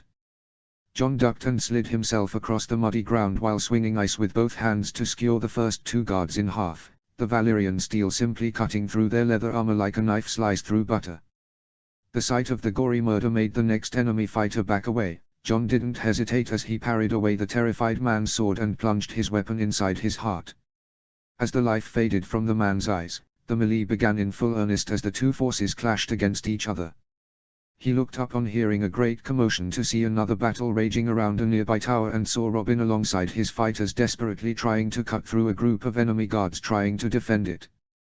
On the northern walls, Dagger and his men had also been engaged by the nearby guards and were fighting for their lives. Jon didn't get any more time to understand the battle situation as he was attacked by two full-armored knights in fury. He parried their strikes quickly, the large sword in his hand offering him more defensive room but also making him slower in movement. When the first knight lunged closer for a horizontal slash across his chest, Jon ducked and grabbed the shield from the man's arm only to smash it straight into his face, making him fall down screaming in pain. He barely managed to use the newfound weapon to stop a vertical slash from the other knight which would have taken his head off. The force of the blow made his ears ring in pain as he was pushed back several steps with follow-up strikes. With a renewed anger inside his heart he pushed the knight brutally, giving himself some room, and used the moment to strike ice at his enemy's throat, ending the threat before whirling around and stabbing the other knight trying to get up on his feet straight into his belly, making him spit blood as his guts started spilling over, and the next moment he collapsed. The Northmen continued their brutal push with savagery until arrows rained down upon them from a nearby watchtower. The first volley took down two Mormont fighters cleanly, while the next were timely stopped from ending Jon's life when he raised his shield to defend his head. "Push forward if you want to live," he roared as he cut down another fighter from shoulder to his belly. Inch by inch they advanced forward as more and more fighters started entering the courtyard from inside the castle while arrows rained around them, amplifying the madness. To his dismay, Jon and his dwindling group found themselves getting slowly surrounded by the new reinforcements while still being a dozen yards away from the main gate, which was now in the process of getting closed by the defenders. As the melee ensued, desperation took him over as he fought for his life, and as things started to take a turn for worse with more of his men falling, he finally got some relief when a dozen spears skewered a few of the enemies surrounding them from behind. Robin Flint roared a fearsome battle cry as his group jumped into the courtyard with the Raven Tower ablaze behind them and a group of enemy dead bodies near its base. "The gate," warned Jon desperately, earning a nod from Robin a few feet away. Under a hail of arrows, Robin and three men under him broke off from the engagement to rush towards the gate, with Jon and the rest of their surviving forces blocking most of the pursuing enemies from following after them. In mid-stride, Robin wildly jumped and kicked the nearest guard, closing the gate to the ground while hacking another's head off. Three more were about to tackle him when the Northmen following him engaged them in combat. Seeing the lone chance, he grabbed the lever which had been used to close the gate past more than half its length. "Danger, now," yelled Jon as he fought off another parry aimed at his legs. The Umber warrior picked up a smaller guard in both his hands to raise him high in the air before smashing him against the walls with a sick crunch. If the savage murder scared the remaining defenders on the battlement, the sight of Dagger stabbing the Stark flag in the dead man's skull made them back away in horror. For the north. Dagger's last roar echoed across the castle even as he was hit by 5 arrows all over his body, and in his final act took 2 screaming enemies with him as he fell off the walls straight down the hill. The rest of his men followed him into the afterlife swiftly as arrows skewered their bodies, with the last sight few of them seeing was their entire cavalry emerging from the forest in a mad charge under the leadership of Lord Umber, Lady Mage and Sir Barristan Selmy. Jon forced himself to focus upon the battle around him as his men died around him one after another. He killed 3 more men in revenge, one after another, to avenge his fallen warriors. In his rage he didn't feel the pain when a wild slash from a spear sliced his upper left arm and paid the attacker by stabbing ice through his chest. Several long moments later, he heard the thundering of hooves in the distance signaling their army was approaching, which made him look at the gate to see it still in the process of being raised fully. The 3 Mormont swordsmen that had followed Robin lay dead around the older warrior with various fatal wounds courtesy of arrows. Their leader himself was sporting 2 arrows in his back as he bled out profusely while raising the lever in great pain. Another arrow from the watchtower pierced his right knee, making Robin fall to his knees as John desperately tried to fight his way through, only to be confronted by a never-ending stream of enemies. "Hold on. We're coming. Fight," he yelled desperately. Robin roared in defiance and cut down 2 enemies who tried to stop him before another arrow pierced his chest. Using the last of his strength, he fell back towards the lever and pulled it down with a fearsome roar as a final arrow pierced his head from behind. As John watched the first of his friends fall, he witnessed the man's body collapsing upon the lever, giving it the final push to lift the gate all the way up as Harry on Karstark and his men dressed in enemy uniforms charged into their relief and improved their odds. Not a minute later, a wave of Northern and Free cavalry poured in to crush the last of the resistance swiftly and with brutal efficiency. As the enemies started to fall or throw down their arms marking the end of the battle, he saw a newly arrived Dacey reeling in shock over seeing Robin's body near the gate entrance as John approached towards them with heavy steps. The Northern army roared in triumph as their victory was complete, yet Dacey saw a lone tear falling from John's eyes as he knelt down and closed the eyes of Robin Flint. "He opened the gates against all odds," whispered John solemnly. "A warrior's death. It's the best any of us can hope for," said Dacey gently, as she placed a comforting hand upon his shoulder, earning a faint nod from him. Looking at his new friend's corpse made John finally understand what the Flint warrior wanted him to learn. "I'll lose more that are dear to me before this war is over, isn't it?" he asked seriously, as he clenched his fists tightly. "Perhaps." John appreciated Dacey's honesty in this moment more than anything else, for he didn't want any false promises which only a warrior like her could avoid giving. She grasped his hand to offer comfort and was relieved when he didn't back away. In front of her eyes, she watched him slowly grow from a boy into a man when his eyes hardened more as he placed Robin's sword back in the fallen warrior's hands and looked at House Stark's flag being raised high above the castle by their cheering forces. "I won't forget your bravery and sacrifice, my friend," whispered John respectfully.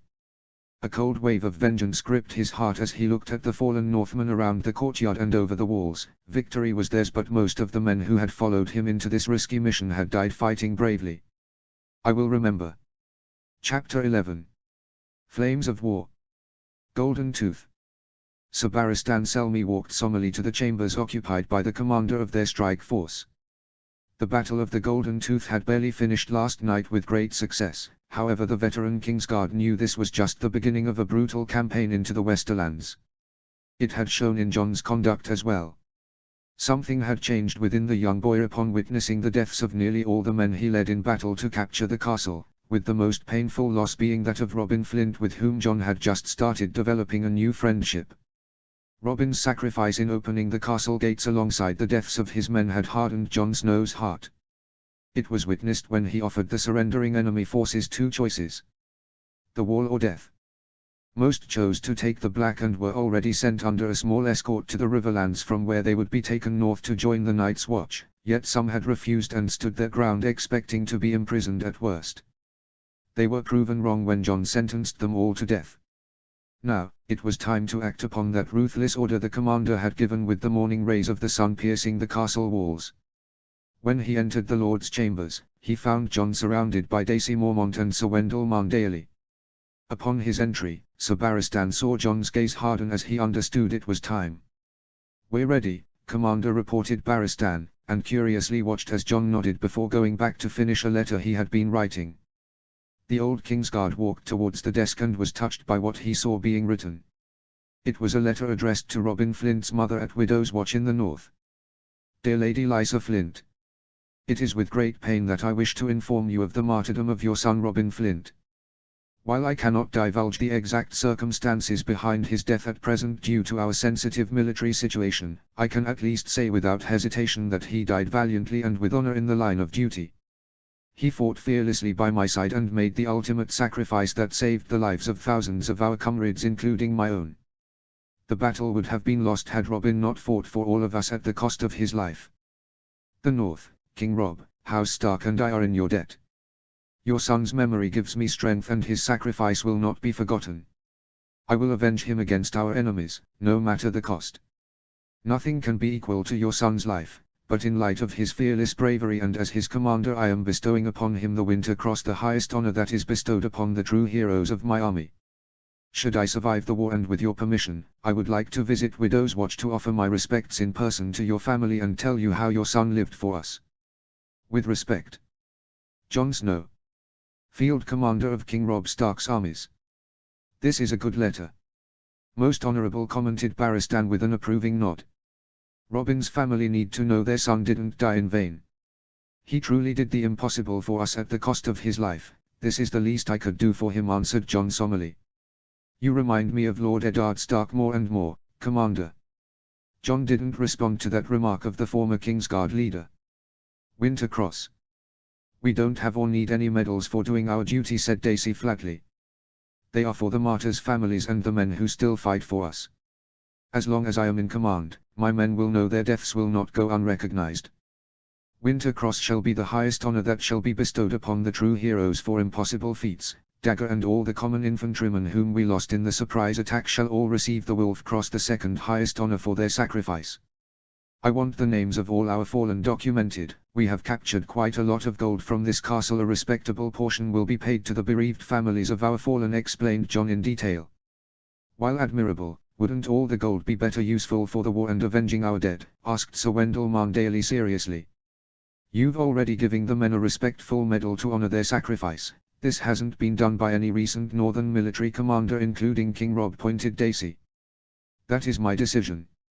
Sir Barristan saw the strength and conviction behind that simple statement, and it reflected in Jon's hardened gaze, which made Dacey and Sir Wendell give quick bows of acknowledgement before departing to send the letter to Robin's mother and carry out Jon's order in full towards all their fallen comrades. This will inspire the common soldiers. You understand their hearts better than most lords or kings, praised Barristan. It's because I am one of them. I am no lord or king, Sir Barristan answered Jon frankly, earning a nod from the old knight. Lord Leford's family has been imprisoned, though we have kept their conditions as respectful as possible. They will be valuable hostages. The prisoners who refused to take the black are ready for your sentence, and so are our dead, reported Barristan, which made Jon nod before grabbing ice and getting up from his seat. In silence, the two men walked outside of the castle, where a large section of their army had taken up residence in the courtyard. An elevated station had been erected where a dozen men were ready to be hanged. On the opposite side were the funeral pyres of the Northmen that had died under Jon's command in battle. As Jon approached the steps towards the platform holding the doomed enemy prisoners, Lord Umber stopped him when he unleashed ice. We can do this dirty task, Commander. You need not sully your hands with these scum, suggested the great Jon kindly. My father taught me the man who passes the sentence should swing the sword. I condemned these men to death. It is my duty to carry out the deed myself, Lord Umber answered Jon calmly. The great Jon gave him a respectful nod upon hearing that answer before stepping aside to allow Jon to climb the steps and finally look upon the dozen Leford men waiting to be hanged. There was an eerie silence in the courtyard, with Jon's own men looking for a resolution in anticipation, and were not kept waiting for long as Jon swiftly sliced the fateful rope with ice and hanged all the enemies in a single moment. After a few seconds of painful struggles, the former guards of House Leford went into the cold arms of death. Jon closed his eyes after witnessing the sight of the first executions he had ever carried in his life, but steeled himself before turning around to look at his lords and men, many of whom gave him firm nods of approval. The next part was much more harder for him as they all turned towards their fallen. Dacey handed him a torch upon request as Jon silently walked towards the funeral pyre holding Robin's body. What a loss for the North, and for me, he whispered sadly.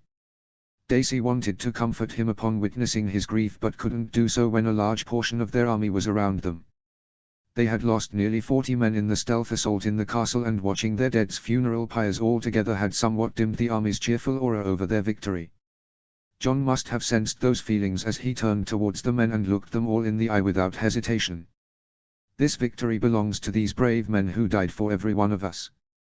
They met death without hesitation so that we may live to fight another day. I will never forget them, and I promise you we shall soon avenge their deaths by crushing the last remaining Lannister army in these lands, promised Jon fiercely. There were no roars of approval, but the men did thump their armored chests and gave firm nods. Golden Tooth won't be the last. After we crush Stafford Lannister's host, we will take the war to their lands, their armies, their blood. Are you with me? Asked Jon. The army gave a roar of vengeance, and it was with those hardened hearts that they lit the funeral pyres, with Jon doing it personally for Robin Flint. Sir Barristan Selmy saw the making of a true battlefield commander in Jon Snow as he joined his men in offering a final salute to the fallen as the funeral pyres burned higher. If King Robb Stark was considered by many to be a tactical military mastermind, then his half-brother was slowly becoming a leader whom many Stark soldiers would walk into hell together with a smile. Lord Eddard, you have raised fine sons. Your legacy lives on in them. Few days later. It was a moonless night when Jon and his entire cavalry army arrived the near village of Oxcross, bypassing the seat of House Sarsfield through a hidden path via the forest which Ghost discovered luckily. To their astonishment and relief, their scouts had reported that Stafford Lannister had not yet received any word that the Golden Tooth had fallen to the Starks and the way into the Westerlands was wide open. It was in part thanks to Robin Flint's act of burning down the Ravenry of Golden Tooth, thereby preventing the castle defenders from sending out any emergency messages to Stafford or nearby castles of Westerlords, and a decent garrison that Jon had left behind which not only kept an eye on the captured Lefford family and its imprisoned retainers but also the villagers living near the castle who had submitted to the Starks after their liege lord's castle had fallen. With vengeance in their hearts over their fallen, a force of more than 2,800 Stark cavalry under Jon's command had set out to destroy the army being raised by Stafford Lannister. Their enemy outnumbered them nearly 3 to 1. But while Jon knew he lacked the numbers in an open fight, his force was mounted and made up of mostly veterans from Robb's past battles, even the Frys who were proving their worth much to his surprise. Shock and awe would again be his strategy to do what was needed to be done. The enemy felt safe and hadn't bothered posting any decent sentries near their large camp or employed scouts to patrol the area, believing they were safe so deep within their own lands and no enemy force could penetrate so far without them knowing. Jon pledged to show them their grave mistake tonight. "We have cut the reins of their horses," Commander reported Harry on Karstark eagerly. "When I unleash Ghost, their horses will panic and run straight into their camp, trampling everything in their way. As their forces descend into chaos, we will launch a four-pronged attack from all directions. Each flank will be made up of nearly 700 of our cavalry. Lord Umber and I will lead the attack from the northern direction, Lady Mage and Daisy will lead the attack from the south, Sir Barristan you lead the attack from the east, whereas Sir Wendell and Harry on you lead the attack from the west. We'll pincer them from all directions and crush them by converging on the middle," explained Jon decisively, as he pointed towards the respective entries of attack for each commander. "The enemy may fight desperately if they do not see a way to retreat. If they mount a formidable defense, our attack may falter and losses increase," warned Lady Mage. "If we let any sizable enemy force retreat from here, they will only go and take up residence in any nearby castles, making it even more harder for us to storm and capture them in the future," said Lord Umber gruffly. "I say we give them no quarter. We don't have enough men to take many prisoners. I doubt they will be able to hold assaults in every direction. Whichever of our flanks break through can then go and reinforce the one who is in troop and crush those enemies from the rear with our cavalry," suggested Harry on Karstark coldly, vengeance burning in his heart for his slain brothers at the hands of Jaime Lannister. "I agree with Harry on. Give them no quarter or means to escape, for they would have given us none had the situation been reversed," advised Jon without hesitation.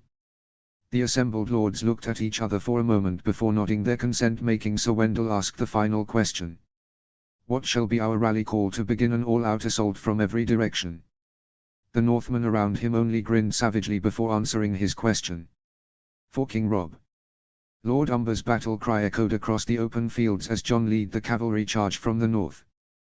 The hooves of the horses of 700 of his cavalrymen and the sounds of battle horns blowing from all directions could be heard as the rest of their army emerged from every direction as Ghost launched himself among the horses, making them madly run straight into the Lannister camp. "For the north! For the north! Kill them all!" Ferocious roars of the Stark army echoed near Oxcross, much to the horror of Stafford Lannister's host, who were already in the midst of a frenzied trampling unleashed by their own panicked horses. Jon raised ice high in the air, making many of his front cavalry raise their lances and spears. The ones following in the second and third lines readied their swords. A few dozen Lannister soldiers were desperately trying to form a shield wall to stop the approaching cavalry attack, but were dispersed further when Ghost leapt wildly among them from the side, creating a hole in their formation momentarily. Jon was not going to waste the priceless opening given by his direwolf as he made his horse gallop faster and was upon the defenders in the next few moments. The Valyrian steel greatsword of House Stark in his hand cleanly sliced open the upper halves of two enemy infantrymen even as his horse trampled over three more men in rapid succession. The cries of the defenders were swiftly silenced as the rest of his cavalry trampled all over them and butchered them to the last man, even as Ghost had already ran away in another direction to find his next set of prey. They continued charging through the camp relentlessly and butchered hundreds of helpless enemy soldiers along the way and setting their tents on fire. The quality of the Lannister conscripts was extremely poor, as they simply weren't fast or strong enough to mount an effective defense. Most were mown down by Northern cavalry or simply fled for their lives in whichever direction they felt could save them. Except there was none escape route left. Looking ahead, Jon saw his cavalry from the east under Sir Wendell Marndaly and Harry on Karstark broke through the defences and enemy forces in their direction. From the west, Sir Barristan and Stephen Free were making good progress. It left only the southern attack being led by Lady Mage Mormont and Dacey. Jon was alarmed when, upon galloping forward a few more dozen yards, he caught sight of them. He grit his teeth in frustration upon seeing their charge had been halted by a disciplined shield wall manned by trained enemy forces, with more and more enemies joining them either in order to bolster the defense or simply to find a way to escape through sheer numbers. Those are Forley Prester and his veterans from the Battle of the Camps. Bastard made his men retreat in good order when King Robb captured Riverrun and broke the siege after capturing Jaime in the Whispering Woods. Guess we now know where the slippery bastard and his cunts ran away to, informed Lord Umber urgently. Jon was alarmed when the Lannisters under Forley's command deployed several teams of archers behind their shield wall holding the northern cavalry. The first volley of arrows mostly missed in their panic, but one lucky shot caught Lady Mage in the shoulder as she lost her balance and fell from her horse, eliciting a furious scream from Dacey, who dove into the frenzied melee to save her mother. To the south. Break their lines now, roared Jon, as he charged upon his horse and grabbed a spear from a fallen Lannister soldier's corpse in his left hand. Lord Umber roared his eagerness and made the rest of his cavalry follow as together they rushed towards the only capable defence being mounted by the enemy, even as Sir Barristan and Wendell Marndaly alongside Harry on Karstark continued crushing the enemies on their respective flanks and also sending a few additional riders upon seeing Jon's charge to aid their allies. The thundering of horses and battle cries of the Northmen didn't go unnoticed by the archers, who were quickly ordered to turn around and stop the Stark onslaught approaching from their rear. Jon threw the spear in his hand, skewering it clean through the nearest archer's skull and knocking down two more as the slain bowman fell. Behind him, Lord Umber and a few of the Free Horsemen launched their own spears, killing few more, but couldn't stop the archers from launching a half-strength volley of arrows at them. One missed Jon's eye by a mere inch and unfortunately embedded itself into the throat of the Free Horseman behind him. That was the sole victory the archers could manage before Jon's cavalry was upon them with vengeance. No quarter was given to the enemy as Jon and Lord Umber skewered many of the archers in half with their great swords, while most others were brutally trampled beneath the horses of the Freys. Even as they died, the enemy archers couldn't stop the cavalry charge as it crashed headfirst into the rear of the defensive line of Forley Prester's troops in a thunderous crash. Jon saw a short knight with a horned helmet charge towards him, bravely drawing what was left of the Lannister men on their foot to follow. He batted away a wild swing from the older knight before kicking him in the face, breaking a few of his teeth and making him stumble backwards. No ordinary sword would have covered the distance between them, but ice was an exception.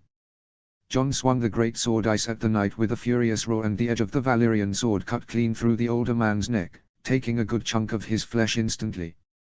If the grisly and fatal blow wasn't enough, Lord Umber hacked the man's head off from behind in a wild slash. "There goes the bloody Prester," boomed the great Jon with a mad laugh. Watching their veteran commander's brutal death made quite a few Lannister men fight back with greater vengeance, but those were only a handful veterans. Most of the conscripts freshly pulled out of farms, mills, stables and various civilian walks of life were not ready for such brutalities and started losing the fight.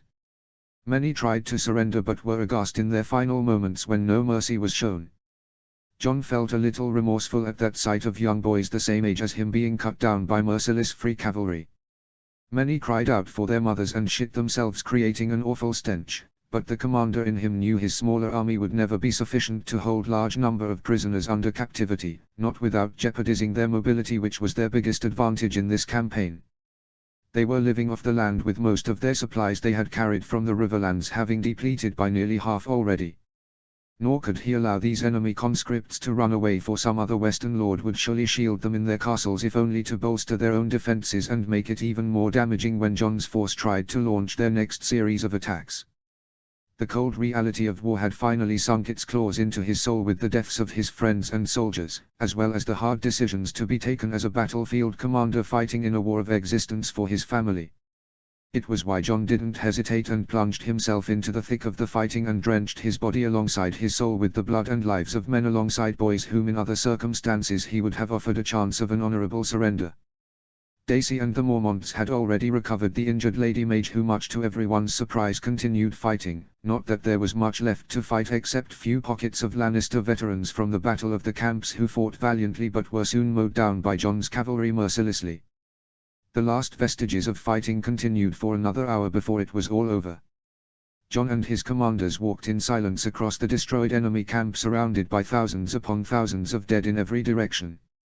The stench was the worst he had ever experienced in his entire life. "How did we fare?" asked Jon seriously. "Total victory, Commander. Barely 100 or a little more enemies managed to escape, the rest of their army was slaughtered," reported Lord Umber with a victorious grin. "And our own losses?" questioned Jon. 15 dead, 18 wounded. Lady Mage will make a swift recovery, her wound was not lethal. The decision to attack them from all sides proved vital in ensuring barely any of their forces escaped the trap. "The Lannisters will not recover from this loss anytime soon," replied Harry on Karstark proudly. "Send our wounded back to the Golden Tooth for better treatment. Our dead are to be given an honorable military funeral by sunrise today. Put the enemy wounded out of their misery, round up every scrap of supplies that is still salvageable. We will keep a good portion to sustain ourselves, send the rest back to Lord Bryden Tully near Harrenhal. They will need it as well," ordered Jon, earning a firm nod from Harry on who departed to execute the command. Most of the levies and conscripts were gathered from seats of Lannisport, Cricket Hall, Sarsfield, Deepden and Ashmark. With most of their young men dead here and the veterans away with Tywin Lannister, these castles are severely weakened and can be conquered. "Capture the noble families and the Lannisters will lose the support of their sworn bannermen," advised Sir Barristan. Jon paused and looked at the veteran Kingsguard commander for a long moment. "Our main goal of this mission now stands accomplished with the destruction of this enemy host that would have threatened a two-front war for King Robb. We can take these castles, but so long as Tywin lives and the base of his power Casterly Rock stands, his bannermen won't abandon him out of fear even if we hold their families prisoners. He has created too much of fear in their minds with his past actions," suggested Jon. "Then what is your plan?" asked Lord Umber flatly. Jon pondered over the question until his eyes landed upon a small band of prisoners being watched over by their forces. By the looks of their expensive armor that was blooded and battered, it was clear these were Western noblemen who were more useful alive as prisoners than being slaughtered like the rest of their army. He quickly marched over in their direction, making Sir Wendell Marndaly, who was overseeing the prisoners with a small detachment of Frizz, give him a firm nod of respect. "Who are they?" asked Jon curiously. "Stafford Lannister and his son, Devan. Both were trying to escape until I cornered them. The others are Lord Roland Crickehall and Lord Antario Just. Couldn't capture rest of the noblemen, they were killed in battle," reported Wendell frankly, earning a nod from Jon. "Good work, Sir Wendell. Keep them under tight security and make sure they stay alive until we figure out our next plan of action. Send a raven to King Robb informing him of our victory and seek our next set of orders now that our main goal is accomplished," said Jon seriously.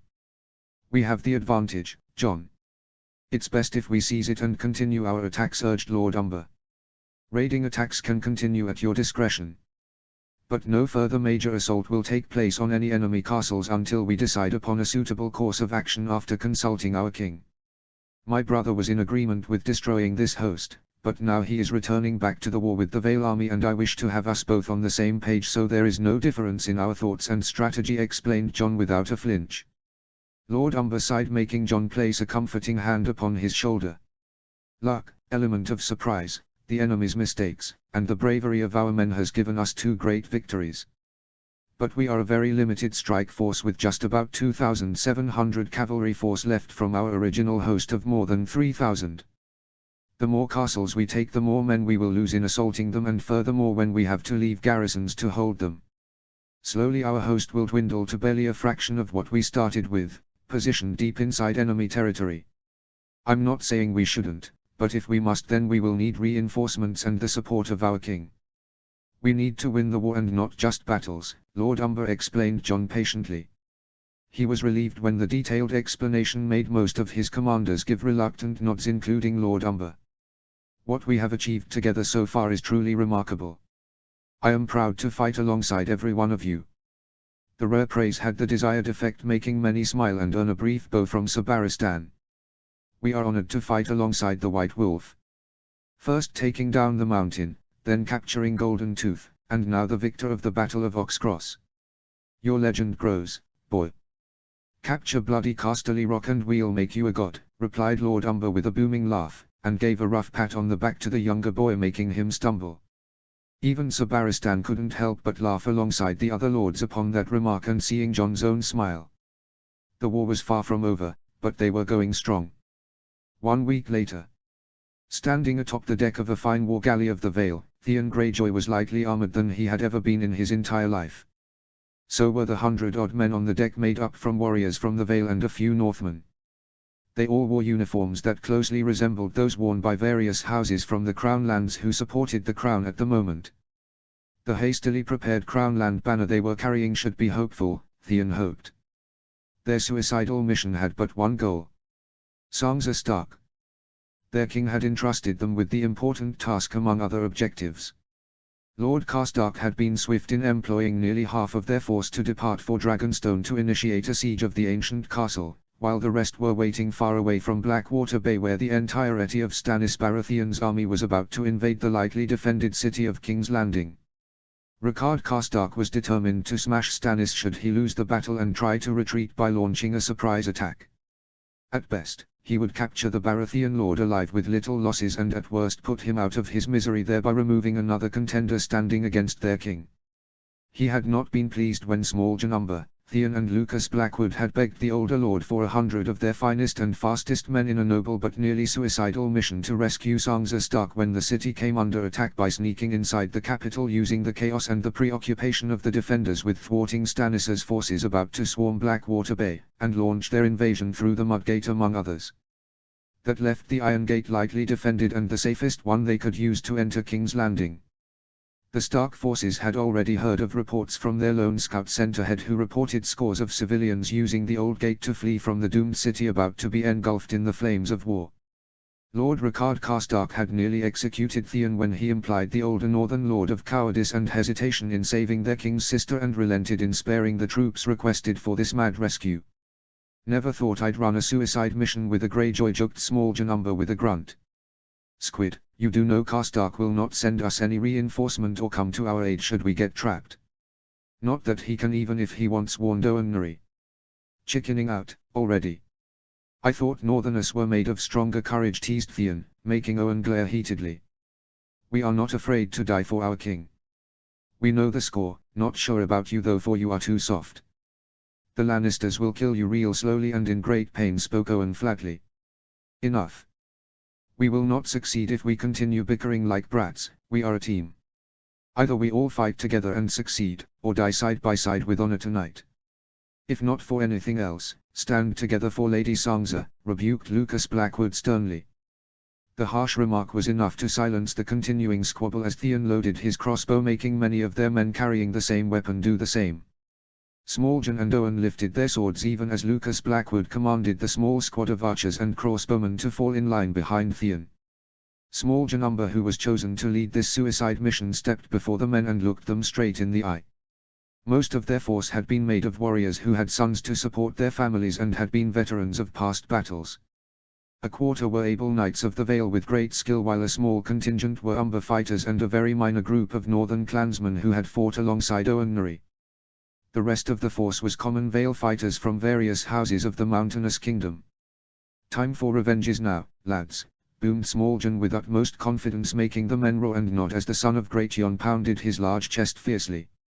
Lord Eddard Stark and Lord Jon Arryn were murdered in this city.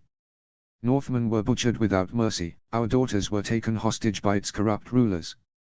Tonight, the sons of the North and the Vale return with vengeance in our north to avenge the injustice wreaked upon our people, urged Smalljon angrily, making even Theon grip his crossbow tightly as he remembered the slain liege of House Stark, who had been a father to him more than his own blood father had ever been. I won't lie to you, brave men. Many if not most of us won't be making it tonight, but no matter the cost including all of our lives if needed we will rescue Sansa Stark or die trying. There will be no room for retreat and surrender would lead to a fate worse than death. Stand fast, stand together, be victorious and you will be forever remembered favorably by our king. Fall in battle and the bards will songs about us that 100 brave men fought till their last breath for their lands and king. Let's hit the bastards where they live. Fight for King Robb, Lord Eddard and House Stark. Fight for the most noble Jon Arryn tonight. Fight for honor and history shall remember you.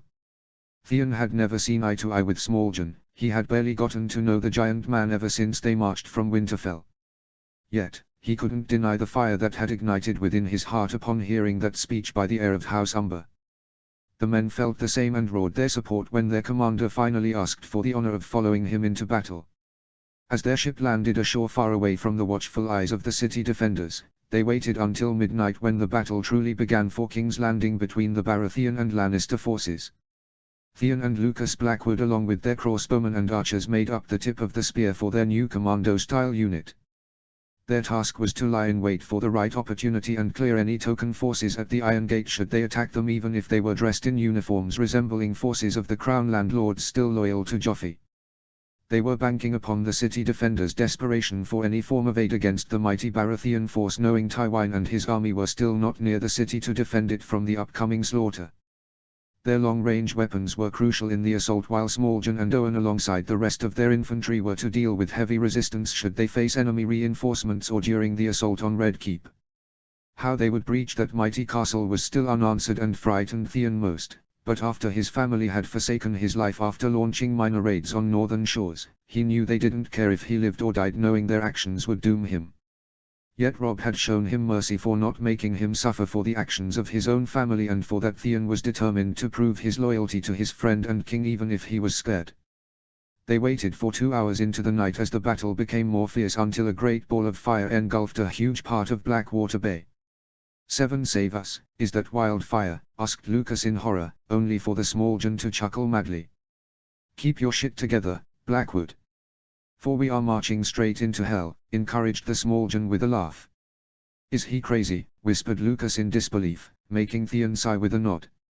"All Umbers are." The remark only made Smalljon chuckle even more but it relaxed their troops upon seeing their commander not buckling even under such dire circumstances. It was another half an hour before their lone scout came rushing back towards them and reported a steady stream of civilians rushing out to the safety of the Crown lands through the Iron Gate. "Do or die, lads. It's time," commanded Smalljon with a devilish grin. Theon and Lucas alongside their long-range unit mounted upon their horses holding the banners of House Rosby, Stokeworth and Riker mostly. They even had a captured Lannister flag hoisted for good effect to mask their intentions. The second son of Tytos Blackwood sounded the charge and together they made the suicide run hoping the stranger would not be eager to embrace their souls soon. Theon had never been as scared as he was in his entire short life as the walls of King's Landing came closer and closer. Upon seeing the horsemen approaching, the civilians panicked and dashed in every direction to avoid the onslaught. A few were still slow and an older woman was trampled underneath Theon's horse making him grimace. He couldn't wallow in the unfortunate death of the innocent woman at his hands, for 2 squads of Lannister soldiers upon the walls of the Iron Gate took up positions upon seeing their approach. Lucas waved the Lannister flag as high as he could hoping they wouldn't be skewered by arrows before they even reached the gate. The trick worked as one of the captains upon the gate stopped the enemy archers from skewering the approaching Stark forces in a volley of arrows. The poor bastard even cheered the arriving reinforcements in desperate hope and ordered his men to let them through the gates. Most of the Lannister men dropped from the walls to greet the much-needed reinforcements and could only blink in horror when Theon and his comrades aimed their crossbows and arrows to murder them in cold blood. A few survivors tried to flee to warn the rest of the city defenders but Theon would not allow that as he reloaded his crossbow and fired a second volley alongside his men to silence them forever. The fleeing civilians panicked even more and rushed towards the other city gates to save themselves as Smalljon and the rest of their force arrived charging upon their horses a few minutes later. "Good job, lads," praised the Umber commander. "Our element of surprise is gone. Diversion team needs to hold this gate to keep our exit route secure and draw more reinforcements from the Red Keep and nearby city gates," said Theon quickly. "Harlan Hunter, set up defensive positions with your team of knights, barked Smalljan, making the younger brother Lord Jalwood Hunter nod swiftly. Jace, you were with Lord Arin for a few years as part of his personal guards in the city. Lead us through the city and quickest route to the Red Keep, spoke Smalljan next, making the Arin men thump his chest as he led the way, making the rest of their mounted force follow after him. They had barely passed through 2 alleys before they met the first wave of enemy forces who looked equally surprised. Smalljan was at his best as he roared and cleaved a brutal way through them by trampling over men and skewering many in half with his long sword. Their commander's fierceness made Theon and the others to fight bravely by unleashing volley of bolts and arrows to butcher the city defenders to the last man.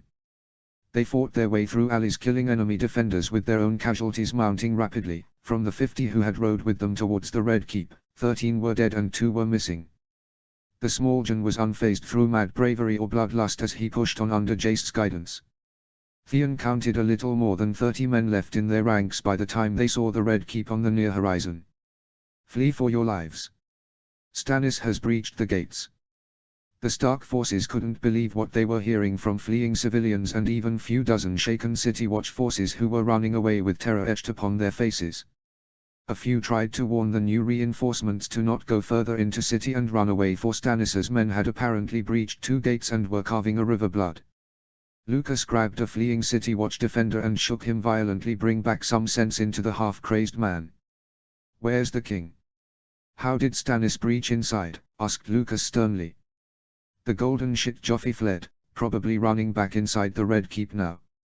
Coward abandoned us. The imp tried to hold them off, but there were too many from multiple gates. Can't hold them. Flee. The city is lost. Even the fucking hound ran away. Run. Stannis and his bastards will burn you all alive, answered the teenaged City Watch defender in terror. Lucas let the terrified boy run away as their remaining group looked at Smalljan, for nobody had expected Stannis to actually do the impossible, but the veteran Baratheon had proven his military prowess and done exactly that, even if they didn't want to believe it. Nothing's changed. Push on, ordered Smalljan without a flinch. Theon was the first to obey the command and urged his horse onward, earning an approving nod from the Smalljan as the rest of their men followed suit. As they neared the Red Keep, they saw a desperate stream of City Watch defenders fleeing towards its safety through a lone open gate to save themselves.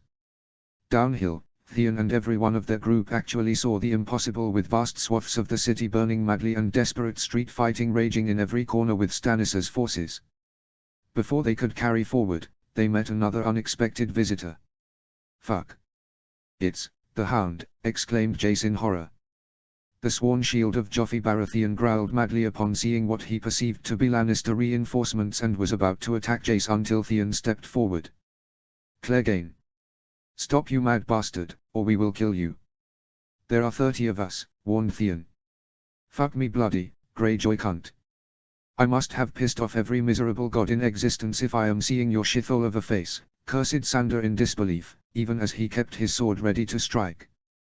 Knowing the barbarism and strength this monster possessed made Theon forcefully grab Smalljan from attacking. Bloody kill the monster like his brother. He fights for the Lannisters. There are 30 of us and only him, said Smalljan furiously. Gregor's dead. Never before had Theon heard Sandor Clegane speak so softly, with disbelief clearly etched upon every corner of his burned and blooded face.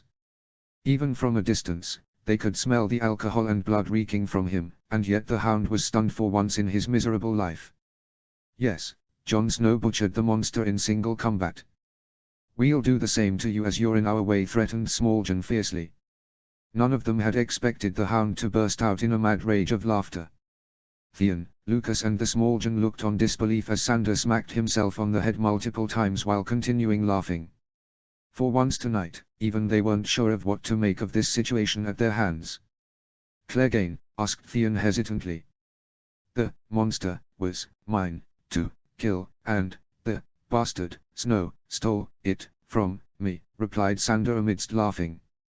The fool's drunk and gone mad, exclaimed Smalljan in disbelief, and was about to attack to end this farce only to be stopped by Theon once again. Step back, Greyjoy. You fight for King Robb and this monster is standing in our way from saving Lady Sansa. Have you forgotten that? Roared Smalljan angrily. Before Theon could defend his actions, They were once again surprised when Sander stopped laughing and lowered his sword a little, much to everyone's continuing shock. "You're here for the little bird?" "You must be as mad as Gregor," said Sander in disbelief, and was there a grudging respect in the man's voice that Theon presumed. "That is our mission. The city is lost and we can't afford losing more men in killing you. Step aside if you want to live," warned Theon once more. "You little shits are gonna die. If not by the Lannisters inside the Red Keep trying to save themselves, then by the crazy madmen of Stannis who have breached the walls," answered Sander harshly. "We have our mission and will die trying if needed. Her chances of surviving the coming storm without our attempted rescue are bad. Let us pass. You lived your life for the Lannisters, but this city is lost if Stannis is already inside.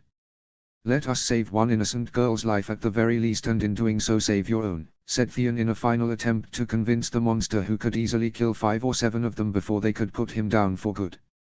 Men they couldn't offer to lose knowing what lied ahead. Sander Clegane lowered his sword completely for the first time in his life without the command of his masters, much to Smalljan and the Stark unit's disbelief. The burned man looked at Theon for a long moment. "Fuck the king. Fuck the Lannisters. Go and doom yourselves in saving her if you must." "I already tried once," said Sander bitterly. "Wait. You tried to rescue her, do not lie to us," spat Smalljan angrily, earning a scathing glare from the beast of a warrior. "Fuck you, stupid giant. Clegane, will you help us?" Smalljan smacked Theon harshly on the face, making him nearly fall off his horse, which only made Sander laugh boisterously. The Greyjoy glared at his commander angrily and continued his defiance. "He knows exactly where she is and the routes in the castle better than any of us. Help us and we can aid you in escaping from the Lannisters." "I doubt the Lannisters or Stannis will spare your miserable life if you're trying to flee now by the looks of it," said Theon bitterly, as he spat a mouthful of blood from his mouth. "You can't even save yourselves, bastard." "And why would I help the Starks?" spat Sander harshly. "King Robb will reward you handsomely if you help us save his sister." Smalljan looked ready to murder Theon for this continued farce, only to lose his shit upon hearing what came next from the wretched monster in front of him. "How much?" Chapter 12. Return of the Young Wolf. Riverlands. Sir Bryden Tully had not believed the news he had received a few weeks ago, ones that proclaimed his eldest great-nephew had been crowned as King of the North, Riverlands and the Vale. Yet now it was proven true when King Robb Stark returned to his side with the might of the Vale behind him. It was an astonishing sight for the 18,000-strong Northern and Riverlands army to watch the arrival of the Young Wolf with thousands upon thousands of Valyman marching by his side. The infamous Vale cavalry flanked their king with the infantry and a long line of supply wagons following after them for miles. "How many are there?" asked the Blackfish eagerly. "The scouts say 32,000 or little more, my lord," reported one of his commanders with a wide grin. "Summon all the Northern and River Lords," commanded Brynden quickly. In less than an hour, their king had arrived by their side and was greeted by all the Northern and River Lords, who swiftly knelt before him, with the Blackfish taking the lead. Greywind looked at them with a judging gaze as they all pledged their oaths to Robb Stark as their king officially. Edmure Tully, having returned from a disastrous diplomatic mission to the Reach which had utterly failed, was quick to swear the Riverlands to Robb's rule. Lord Bolton and Lord Sewin lead the rest of Northern Lords in declaring Robb as King of the North. The Vale Lords led by Lord Royce participated in the pledge once more to swear their fealty, if only to reassure the Northern and River Lords who had not been present when Lysa had swore her kingdom to the young Stark. With the formalities completed, Robb gave a firm nod of respect for the support before asking all the lords to rise. He then made a statement which surprised most present. "I received a letter from my brother Jon last night. His strike force has taken the Golden Tooth and completely crushed the second Lannister host that was being raised by Stafford Lannister. The way into the Westerlands is open," declared Robb, pride visible on his face clearly on the achievements of his half-brother. The plethora of lords, especially the Northern and River Lords who had not yet received word, were jubilant upon hearing of the important victory, but Robb calmed them down quickly. "As many of you know, recently, the Reach has aligned themselves with the Lannisters now. That brings their combined fighting strength to more than 70,000 men at least. 20,000 more than our own at present, a serious challenge," informed Robb gravely. "Fucking roses. Didn't take them long to abandon Renly, no honor among the Reachmen," cursed Lord Hunter from the Vale. "What's done is done. We need to adapt our strategy to defeat the Reach and the Westerlands now. At present, they are tied down thwarting Stannis from taking the capital. If he falls, their next target will be us. It will be folly to face their combined army in open battle, so this is my plan of action. A twin strike campaign, announced Robb decisively. The king pointed his finger at the battle map placed before them all. Jon has opened the gates of the Westerlands for us. We need to use this opportunity to its full potential. I will take 30,000 of our men and invade it swiftly, taking as many castles and its noble families hostage before marching on Casterly Rock. The seat of House Lannister will be put to siege. From there I will divide our host and take a quicker host through the ocean road first towards Old Oak to destroy it completely before striking at our real target, explained Robb, as he expertly pointed his way at the map.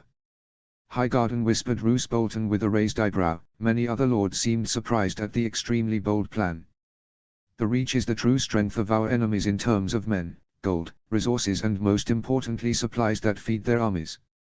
Sieging Casterly Rock is better than storming it unless I see workable plans when I am in the field. Highgarden on the other will be difficult as well, but not impossible to capture. Smaller companies will be split from there to either seize or destroy the supplies feeding the Lannister Tyrell forces from key Reach lands, answered Robb. Without constant supplies, their army would starve, especially the cavalry, which needs thousands of tons of fodder each day. With no supplies now possible to come from the Westerlands, the Reach remains their largest source of logistics and supply. Break it and you will cripple their army. If Highgarden falls, the Tyrells will panic and send a sizable portion of their forces to recapture it. You may not be able to hold them off, warned Brynden Tully. They can have their castle back should the situation be too troublesome, minus all its riches and supplies. If that comes to pass, I will retreat back to the Westerlands where we would have built sufficient defenses to thwart any pursuers. The invasion into the Reach is to cripple their logistics and supply network. The storming of the Westerlands is to take the castles and lands of Tywin's bannermen along with their families hostage. Together, their force can defeat our own but break their supply lines, and it will hurt them and make them split their forces, which gives us greater chances of crushing them with the numbers on equal footing at very best. Most of the lords looked quite pleased with the plan proposed by their king and nodded their consent, but Edmure had another question. What of the Riverlands? With you and a good portion of our armies in the west and the Reach, it will weaken our position here, warned Edmure gravely. Lord Brynden will take up command of the remaining 20,000 of our forces to maintain our hold in the Riverlands. Lord Edmure will defend the Red Fork and Riverrun, while Lord Bryden will hold the lines at Harrenhal. Your objective is to push back the Lannisters if they try to rush back into their lands. I will leave small reinforcements at the border of the Westerlands. My brother Bran has also positioned a sizable northern force at Moat Cailin. These two forces will be ordered to march to your aid should the Lannisters break through, answered Robb decisively, leaving no room for further questioning of his orders, with a stern gaze at Edmure and all the other Riverlords. Speaking of Harrenhal, I still see Lannister banners flying over it, commented Roose Bolton. The Lannisters left 500 men under Amory Lorch and the brave companions to defend it. I didn't wish to waste precious men assaulting it until reinforcements arrived from the Vale. The 18,000 men under my command were the only force standing between Tywin and his lands as well as the Riverlands, replied Bryden tersely. Robb was not pleased but accepted the decision, knowing until recently the support of the Vale was still in doubt. His great-uncle had taken a reasonable, if not a conservative decision. I have not been sitting idle though. We have heavily fortified our positions across the Red Fork and bolstered Riverrun's defenses greatly. We have also built siege engines and towers to storm Harrenhal when our reinforcements arrived, which they have now added, Bryden Tully, if only to placate some of the Vale lords who were looking at him with contempt. That was a good call, Sir Bryden. Give a few hours for our forces to rest and inform the enemy garrison that should they not surrender the castle before sunrise tomorrow, then we will storm their gates and put all of their heads on spikes. We have 50,000 men now. They may hold for a few hours, but a concentrated assault from all directions will crush them, ordered Robb. You cannot allow the brave companions led by Vargo Hoat to surrender. The man butchered hundreds of innocent Riverland small folk, raped our women and burnt our fields along with the mountain, protested Edmure fiercely, earning firm nod from many of his bannermen. Robb sighed but knew there was some truth in his uncle's protest. He could not execute prisoners after they surrendered, even vile ones like Vargo Hoat and his men under his name. His eyes then landed upon Lord Roose Bolton. I am tired from my long journey, my lords. We will decide on the fate of the prisoners should they surrender. If they do not, then they shall pay with their lives by tomorrow. Get some rest before we start working on the campaign. I will have a detailed set of orders regarding everyone's role by tonight, ordered Robb. Understanding the dismissal, all the lords and some of their heirs who were present started filtering out. After an hour, he asked one of his guards to summon Lord Bolton as discreetly as possible. The Lord of Dreadfort didn't take long to arrive and looked at him with his ever calm if unnerving gaze. Lord Bolton, I would like you do me the honor of negotiating a surrender with the enemy garrison in your name. You will be given custody of the Lannisters alongside Vargo Hoat and his men afterwards should they lay down arms, said Robb seriously, and looked the Lord straight in the eye. And what should I do with them afterwards should they surrender? Asked Roose carefully, making Robb clench his fists. Nothing immediately. But prisoners sometimes attempt to break out, and I remember your house's words quite well. Our blades are sharp. For the first time in this entire war, Roose raised a surprised eyebrow and looked at the Stark King with great curiosity. Most certainly, your grace. Though some of the more honorable lords may not look at my actions favorably afterwards. My word may also be questioned by a select few who have no love for my house, said Roose frankly. Your sacrifice will be remembered and repaid in full, my lord. Roose looked at the young Stark in a new light for a long moment before nodding. Robb closed his eyes and seemed distraught for a moment until Roose said something which surprised him. A king's word is of great importance. Sometimes he needs to give orders that may be less honorable. For such occasions, loyal vassals can be always called upon to answer to protect their king's honor over their own. The fact that you do realize this fact speaks well for your future and this war, said Roose carefully. Only under the most exceptional circumstances and these hyenas in the form of men fit the bill. Do keep that in mind, my lord, replied Robb frankly, earning a curt nod from the Lord of Dreadfort. I have one request though, your grace. If you may consider, said Roose, and judging from Robb's knowing gaze he knew it was anything but if he were to ask Lord Bolton to sully his honor. Name it. We are at war. Should I perish, my house would too, since my true-born son Domeric unfortunately died in an accident some time ago. I have a natural son by the name of Ramsay. I would request you to consider legitimizing him so my line doesn't end with me. As king now, you have the power to safeguard my house's future, spoke Roose curtly, surprising Robb further. Are you sure about this, my lord? You are still in good health, and should the war go in over favor, a good marriage offer might be coming your way as the second most powerful family in the north. Any true-born children you may have afterwards may face great trouble. I would hate to be the one bringing any conflict within your house, answered Robb carefully. Your concern is appreciated, your grace. But until such time, I do need to secure my house's future. Ramsay is the answer to that. Robb wondered over the request for a long moment. Granting Roose this request might go a long way in strengthening his faith. A marriage for Roose may take a while, and it was possible the lord could die in the war. He may even not have children even if he married, or not have sons and have daughters instead. But not all bastards were like John, and he had heard some disturbing rumors of the Bolton bastard in the past from some of his bannermen.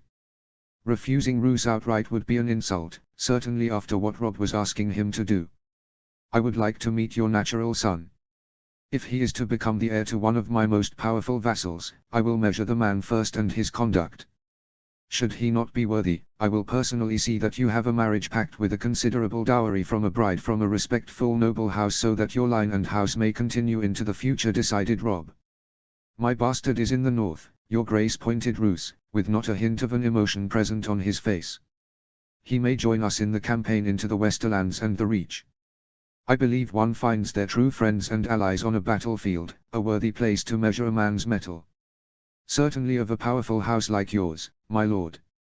Roose looked at him for a moment before nodding as the two men came to an agreement. When the older lord departed, Robb saw only then Greywine slightly relax a little from his corner, making him smile a little. It would seem his direwolf shared his concern towards the former enemies of their house. Next day. The sight of 50,000 men surrounding you was a horrifying sight, Robb thought. The threat of every one of those men attacking you at once and butchering you was a death sentence. The Lannister garrison was outnumbered by 100 to 1, and the sight of Lord Bolton's banners of a flayed man at the front unnerved the defenders even further. Under the flag of parley, the Lord of Dreadfort delivered the terms of surrender and assured the defenders his personal protection. Should they refuse, the Stark King would order their slaughter immediately. The sight of siege engines and long towers for the assault expertly placed by Sir Bryden all around the mighty castle, in good view of the defenders, was enough to drive home the message. By the time the morning rays of sunlight had reached the Riverlands, the mighty castle of Harrenhal had been surrendered. It was mostly due to the fact that Vargo Hoat and his men turned upon their Lannister allies. Most of Tywin's men were slaughtered, including their leader Amory Lorque. Robb looked on in disgust when Vargo Hoat proudly presented their severed heads to Lord Bolton while also proposing to join the Stark forces. He was content when Roose didn't acknowledge the offer and took the brave companions prisoner with the message of relaying the offer to the Stark King at best. It only strengthened his decision over the fate of these Essozi sellsword scum he had decided with Lord Bolton yesterday. Not only had they slaughtered innocents but also betrayed their employer and former comrades without hesitation. These men must die, and Lord Bolton would see to that. He allowed himself a brief smile when his entire army cheered when the Stark banner was raised over Harrenhal as Robb marched through its gate with a considerable protection detail. His good mood didn't last long when he was informed of the slaughter of a dozen Northern and Riverlander prisoners from the Battle of the Green Fork. Their butchered bodies were left to rot by the Lannisters and their sellswords. The most notable being the corpses of Sir Willis Marndaly, heir to White Harbour, along with 3 Frizz Jarrett, Hosteen and Danwell. There were also a small group of small folk who were apparently tortured to death. Monsters, all of them, cursed Robb furiously. We should inform Lord Marndaly of the death of his heir as well as Lord Free for his own kin. Their bones must be returned, Your Grace informed Lord Royce sadly. Yes, we should at once. The small folk are also to be given a proper burial. Lord Bolton, snapped Robb, making the older lord stand firm. Find out who is responsible for this inhuman massacre from the enemy prisoners. Should they still be among the living, make them die painfully by sunset. If they are dead, then let their corpses be feasted on by crows, for they gave no such respect to these prisoners and innocent people. Our dead will be avenged, ordered Robb icily. Lord Bolton nodded swiftly, and as he went out to carry his orders, the Northmen and Riverlanders alike stepped forward solemnly to collect the dead for last rites, joined by men of the Vale. Robb could only watch the proceedings with a heavy heart, the brief victorious feeling of capturing Harrenhal now disappearing from his heart. Your Grace, your direwolf has found another set of prisoners who are still alive if barely, informed Lord Redfort, as he came rushing towards him.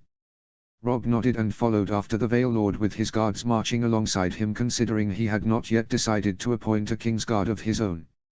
Another problem for which many of the lords were pestering him to accept their second or third sons, even distant cousins. Dismissing that from his mind for now, he followed Lord Redfort and soon enough came upon the still alive prisoners.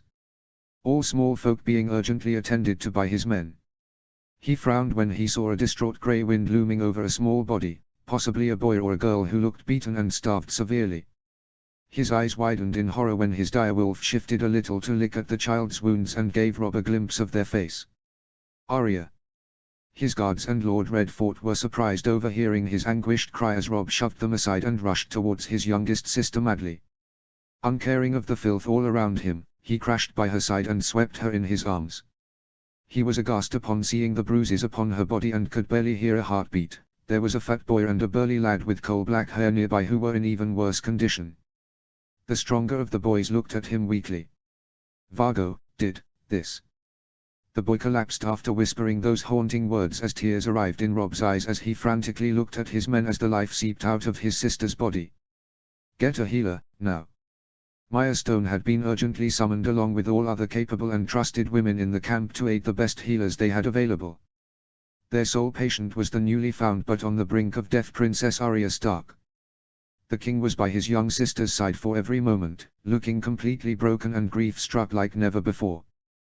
There were tears in his eyes as he looked at the state Arya was in. The Stark King was filled with blood rage, and already the brave companions were being put to the sword quite painfully under the crude command of Lord Roose Bolton, who for once was freely allowed to carry out his house's grave methods of ending lives. None in the army dared complain or raised a word of objection, certainly not after witnessing what these Essozi sellswords and Lannisters had done within Harrenhal and learning what they had also done across the Riverlands. After several hours, a Volunteer healer strangely in the Stark camp and currently leading the care of Princess Arya Stark approached Robb. Tell me, said Robb worriedly. She and her companions were badly beaten, Your Grace. They have also been severely starved, as such there is great damage within her body which is still very young. We have done all we can for her, said Lady Talisa compassionately. You cannot let her die. I will not allow it, ordered Robb furiously, earning only a sympathetic nod from the healer. We will do our best, but the odds of her survival are less. Maya had to jump in and personally step in the way and prevent Robb from doing something untoward in his rage and grief towards the healers. That act alone and the fear he saw in the woman's eyes within the tent made him look away in shame over his conduct. Forgive me, my ladies. Please do all you can for my sister. I will give everything to see her saved, said Robb almost pleadingly, as he walked outside to get some air with a furious Grey Wind following after him. The true cruelties of war were explicitly laid before Maya, which shocked her to the core. The king will not forgive this. If the princess dies, said Lady Talisa hesitantly, the Westerlands and House Lannister will burn along with her corpse to ash, whispered Maya in dreadful realization. Robb stood within one of the vast dungeons of Harrenhal, having just received news that the fat boy found beside his sister had died. The other boy who had revealed Vargo Hoat and the Lannister men's inexcusable crime was near the brink of death, the same as Arya. He stood alongside Lord Bolton as the Dreadfort men were busy torturing the sellswords, while Vargo Hoat was made to watch as his men died horribly. Your Grace, you need not be here, suggested Roose calmly. These men tortured my sister, our men and the people of these lands. They will not get a quick and painless death. I cannot help Arya, but I will see the ones who harmed her pay with their blood, replied Robb with a cold rage the Bolton Lord had never before seen in the Stark King, not even one when Ned Stark was executed. Some of the lords won't be comfortable with this harsh order, warned Roose. I don't care. What these hyenas did to my sister will not go unpunished. That is my decision. Roose didn't say anything more as the screams got even louder, and Robb wondered that if his honorable father would approve of such an action if he had been in Robb's place. Jon will never forgive the Lannisters for what they did to our sister, said Robb grimly. He will seek vengeance even more than his grace despite being a bastard, asked Roose curiously, earning a sharp look from the king. He may not be true-born son of my father, but the same blood flows through his veins. He and Arya were very close. He will seek the blood of the Westerlords for the blood of our sister, answered Robb in a grave voice. Do you wish me to issue any commands on your behalf to him? Asked Roose seriously. First see to it that these scum die painfully and assemble all the lords once it is done. I have a declaration to make, ordered Robb, before turning around and walking away. Lords from the north, Riverlands and Vale had been assembled by Roose upon the king's command. Most looked grim after the events of the day and the sentence carried upon the criminals who had harmed their princess. The severity of the crime and the barbarism of Tywin's men had ensured not a single lord raised a word of the way in which the prisoners were tortured to death by the Boltons on Robb's own orders. Not that they could when they saw the fury in their king's eyes still burning hot. The Lannisters murdered my father and his men alongside Lord Jon Arryn in the capital to cover their crimes. They still torment my sister Sansa, and tortured as well as starved my sister Arya to near death, crippled my brother Bran, butchered our men taken as prisoners including the heir of one of my bannermen, raped and pillaged upon the small folk of the Riverlands. There is no end to their crimes, began Robb harshly. This goes beyond anything we have ever seen except what was done by the Mad King, Your Grace, agreed Lord Royce bitterly. I agree, which is why I have sent men to rescue Sansa from the capital. If I hear news of their success, then the ravens will fly from Riverrun immediately to all castles across the Seven Kingdoms with this decree in my name as king. House Lannister is hereby stripped of all lands, incomes, titles and rights for all their crimes, which will also be published in every letter we send to each lord. They will no longer be regarded as Lord Paramounts of the Westerlands under my reign. Their family will end one way or another, and the very first to face my justice will be the Kingslayer himself, followed by the rest of his treacherous kin. Any bannerman of theirs who continue to support these monsters shall meet the same fate. House Tyrell and the Reach Lords may face similar consequences should they not abandon Tywin and Joffrey at the earliest. Both the Westerlands and Reach bannermen sworn to these houses who bend the knee or choose to stay neutral at least by exiting from this war at the earliest will be spared. We will destroy House Lannister root and stem so that their stain never touches upon the Seven Kingdoms again. This war will be fought to the bitter end. Eerie silence reigned across the tent as all the lords looked at their king in shock, for there had only been one true monarch in the history of the Seven Kingdoms who had truly ordered the destruction of an ancient and great house which had ruled for thousands of years. Aegon the Conqueror. "There will not be any going back once we do this, your grace," said Edmure hesitantly, some fear clearly evident on his face. There won't." The Northmen stood firm upon hearing that firm reply from their king without hesitation. Many of the river lords and few from the Vale did the same. "Send Jon the quickest available reinforcements he has asked for in the Westerlands at once. I will join him with my own host soon once I have seen that Arya recovers." "Tell him of what has happened in full detail," commanded Robb. "And what shall be your orders for him, your grace?" asked Sir Brynden carefully, and earned a cold glare from the king. "Unleash the fury of winter in the west." Chapter 13. The Lone Wolf. Robb rushed in all haste, uncaring of the anxious stares of the men in his army. None dared to say a word or get in his way, not with Grey Wind menacingly marching by his side. His heart was beating faster with every passing second, as he saw the dreadful tent up ahead. He was through its entrance in mere moments and saw a small pair of eyes filled with pain widen upon witnessing his arrival. Arya, his little sister who had been hanging near death for the past 3 days, looked at him with a fleeting hope as he rushed towards her side. "Robb, is that you?" she whispered weakly, as Maya, who stood in a corner alongside Talisa, watched tears freely falling from their king's eyes. "Yes, sister. It is me," assured Robb sadly, even as he gently grasped the weak hand that she raised towards him. "It's not a stupid dream, is it?" questioned Arya in a voice barely above a whisper, making Robb smile briefly as he gently rubbed her hand with his own. "No, I am not a dream. You are safe now with me," sister promised Robb, as Arya saw a huge direwolf walk towards the lower end of her bed and nuzzle against the sheets covering her legs tenderly. Grey whined. The wolf gave a soft growl and looked at her intently as if answering her question, which made her tear up as Robb gently brushed her hair affectionately. "It hurts, Robb," she whispered miserably and in deep pain, making Robb wish he had the chance to again brutally kill the monsters who had tortured his sister in a manner like this. "I know, and I am sorry. Truly I am for not being there to save you or father, but I will look after you now. No one will harm you until I am alive. Jon will also not let anyone hurt you ever again," swore Robb with tears falling from his eyes. "Jon? He's here too?" asked Arya with barely concealed hope and joy in her eyes. "He came for us, Arya. Our brother came south to save you and Sansa. He is fighting the Lannisters and burning their lands as we speak. His heart will explode once he hears we have you back," said Robb happily. "I want to see him one more time before I die, and tell him I am sorry for losing Needle," whispered Arya as she cried out in pain, making Talisa and Maya quickly arrive by her side. "You're not going to die, Arya.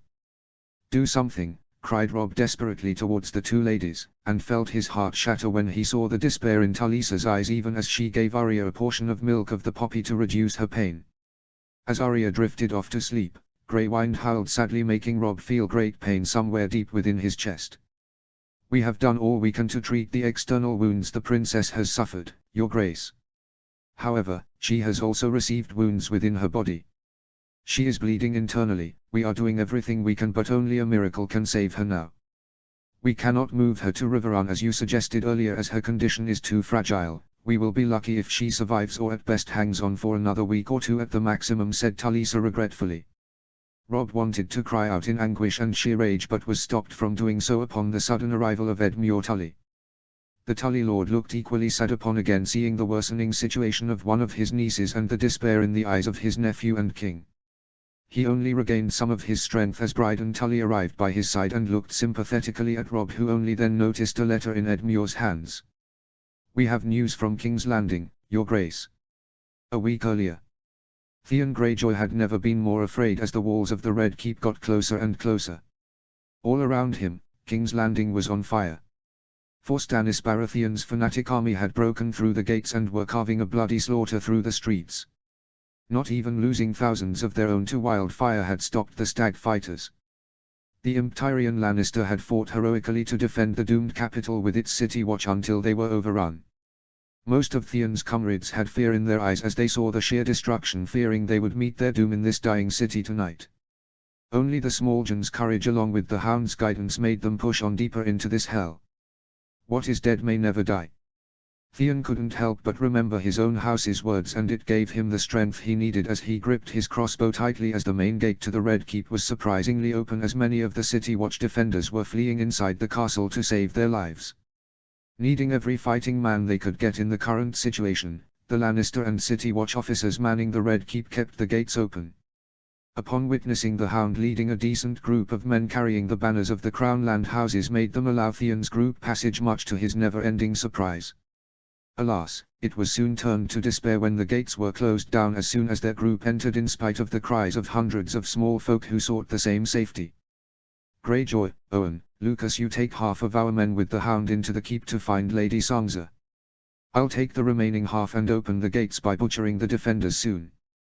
Till then I will pretend to join them in defending the Red Keep's gates to gain their trust to strike at the right time, commanded Smalljan quickly.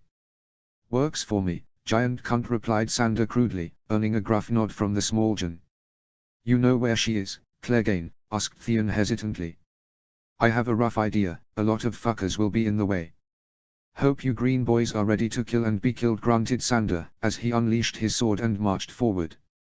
Let's go, ordered Owen Norrie, earning a nod from Lucas Blackwood, who gathered a few swordsmen and crossbowmen, making Theon follow after them.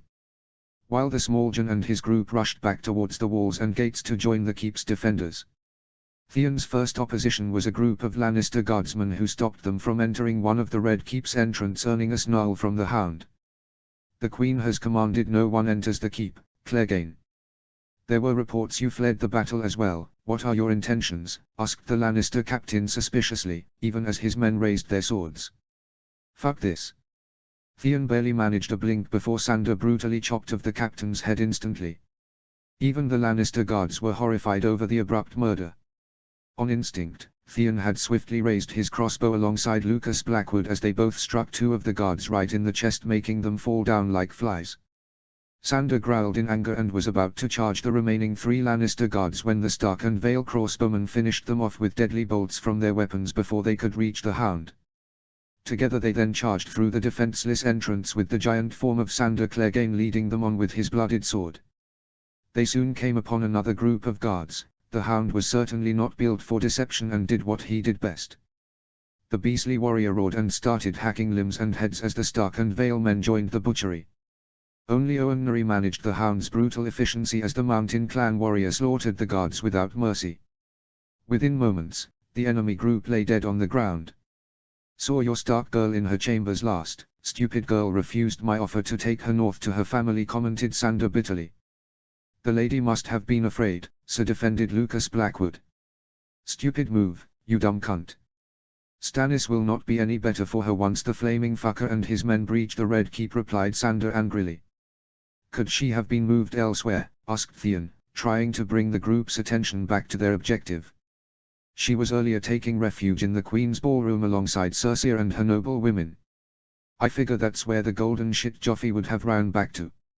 It would be heavily guarded. What do you want to do? Asked Sandor, looking at Theon seriously. We are too few to split off into different groups. Let's stick together, strength in numbers, suggested Lucas. Except for Jace and Sandor, the rest of us don't know the lay of the Red Keep. Take us to her chambers first. If she is not there, then we charge to the Queen's ballroom, decided Theon. I hope you're ready, Squid, was all Sandor said, as he led them further ahead. 3 of their group fell in the next battle in another corridor as Lucas also took a nasty slash to his back from a dying Lannister guard before he fell. To the Blackwoods' credit, the boy insisted on carrying on even as he was bleeding from the wound. Theon realized why the Hound was feared, as the large and fierce warrior cut a bloody swath through everyone that got in his way. If not for his strength, he doubted that group could have gotten so far low as he was to admit. Maybe the promise of 1,000 golden dragons they had assured the Mad Dog in doing this task was also another incentive for the infamous Clegane warrior. Theon could only wonder how Robb would take to the promise they had made the monster on his behalf, but that would only come later if they succeeded and made it out of this city alive. He and Lucas peeked around the corridor and spotted a set of guards at another corner who looked quite nervous themselves. Nodding to each other, they aimed their crossbows and dispatched the 2 enemies silently, earning an appreciative grunt from Sandor. In a few minutes, They had reached Sangza's chambers but not before losing 2 more of their diminishing group with barely 10 men remaining among their squad. To their despair, the chamber was found to be empty. Fucking hell, Circe must have dragged her back to ballroom. The mad cunt would like to take the little bird with her to the stranger once Stannis storms this castle, cursed Sandor. Nothing's changed. We push on to the ballroom, lead us there. We have come too far to run away now, said Theon bravely. Those might be your last words, Greyjoy, said Sandor with a bitter growl, but still did what Theon asked as he led them towards the heavily guarded position. Thankfully, they didn't lose any more men despite encountering 2 more skirmishes with the keep's defenders. Their luck didn't hold out for long as they finally arrived at the ballroom and saw nearly 20 guardsmen defending the entire corridor. All heavily armed and Lannister loyalists who would die than let anyone reach the noble women and possibly Circe if she was in there with her bastard sons. Their group paused abruptly and stayed out of sight, looking at each other, knowing they were outnumbered 2 to 1. Most if not all of them may not walk out of this fight alive. We swore to King Robb that we will get his sister back or die trying. It's time we honor that oath, whispered Theon grimly. Then let's do this, Greyjoy, replied Owen Neri bravely, earning an unflinching nod from Lucas and the rest of their men. Sandor merely nodded at them as Theon and Lucas both jumped out in the open and dropped the first 2 Lannister guards with their crossbows. As the bodies fell, the rest of the guards were alerted to the attack as Sandor Clegane and Owen Neri unleashed fearsome roars as they charged into the fray, followed by the rest of their squad. Theon and Lucas also switched to their swords on their belts and joined the melee. The second son of Tytos Blackwood parried a powerful swing from the first guard that attacked them and was sunk to his knees with the force of the blow. But it allowed Theon the momentary chance of slipping past the attacker and jab his sword through the man's exposed armpit, making him cry out in pain. Together, they hacked the guard brutally to death. A firm kick from behind made Theon go crashing away to the ground. By the time he turned back, he saw a large Lannister guard had parried away Lucas's sword and chopped the boy's head off as the lifeless body of the Riverlander fell to the ground. Roaring in anger, Theon barely avoided the next strike the Lannister guard had aimed to cut him in half. Grabbing a dagger from his back, he threw it at the man and watched him flinch in pain as it struck his right arm. Not wanting to waste the chance, he charged down the larger man and shoved him to the ground before angrily stabbing his sword multiple times in the Lannister guard's face. With the man dead, Theon moved on to the next enemy about to murder a Vale Knight. He stabbed the unaware Lannister guard from behind before wrenching his blooded sword back to turn towards the next enemy. He saw Owen Neri expertly parry twin strikes from 2 Lannister guards with his dual axes before sidestepping a little to slash their throats with brutal efficiency. The Hound was even better as he hacked their enemies to death without mercy. The rest of their men weren't so lucky as nearly half of their group was already dead on the floor. Unwilling to lose the battle, Theon dodged a strike by ducking below and stabbed his attacker through the gut before another strike slashed at his left arm, making him cry out in pain and crash to the ground. He would have lost his life at the next killing blow had Owen Neri not thrown one of his axes straight into the Lannister guard's head, about to end Theon's life. The Mountain clansman paid for that noble act as another enemy near him used that momentary distraction to stab the Northerner through the upper portion of his chest. Owen paid the man for the assault by stabbing his remaining axe through the Lannister guard's skull. Theon rushed towards the Northerner's side as the Hound and 3 of their remaining soldiers from the Vale battled the last 7 Lannister warriors bravely. "I'm not dead yet, Greyjoy. Let's storm the door and get Sansa," grunted Owen painfully, as he wrenched his axe free from his dead enemy's skull. Theon sadly looked at the decapitated corpse of Lucas Blackwood nearby. Loyalty and honor. He hadn't known the boy long, but the young Blackwood had lived up to his house's words. Theon couldn't help but wish he could do the same for his own someday. Steeling himself, he and Owen started hacking at the door and heard multiple shrieks and painful screams from the women inside. Desperately they renewed their efforts and broke the door in a couple of more moments, only to find many women lying dead in the room. They were horrified to find an older man with a great sword murdering the ladies of the court in cold blood.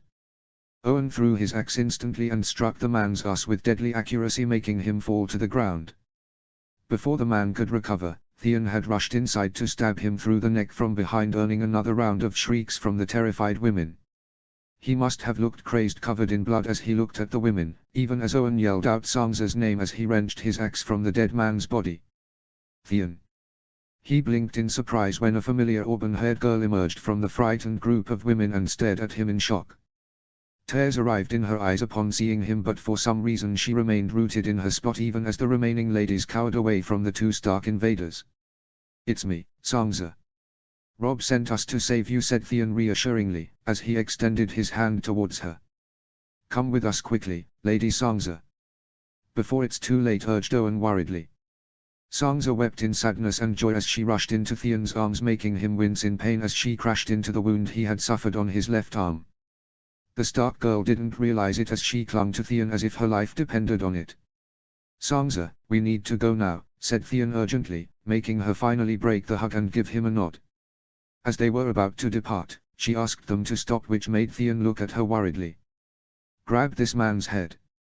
He is Eileen Payne. He executed father and was about to kill us on Cersei's orders to prevent us from falling into enemy hands," said Sansa coldly. Theon was shocked not just over the ever-gentle Sansa's decision but also over the fact that he was the one who had dealt the killing blow to the executioner of Lord Eddard Stark. Owen merely nodded in righteous fury as he chopped dead Eileen's head and grabbed it in his left hand. They rushed out of the doors and Sansa was shocked upon witnessing the carnage outside, but even more so when Theon and Owen barred the ballroom's door, preventing a few of the ladies that wanted to follow them. "They will only get in the way," opposed Theon fiercely, and gave a heated glare which silenced any further word from Sansa on the matter.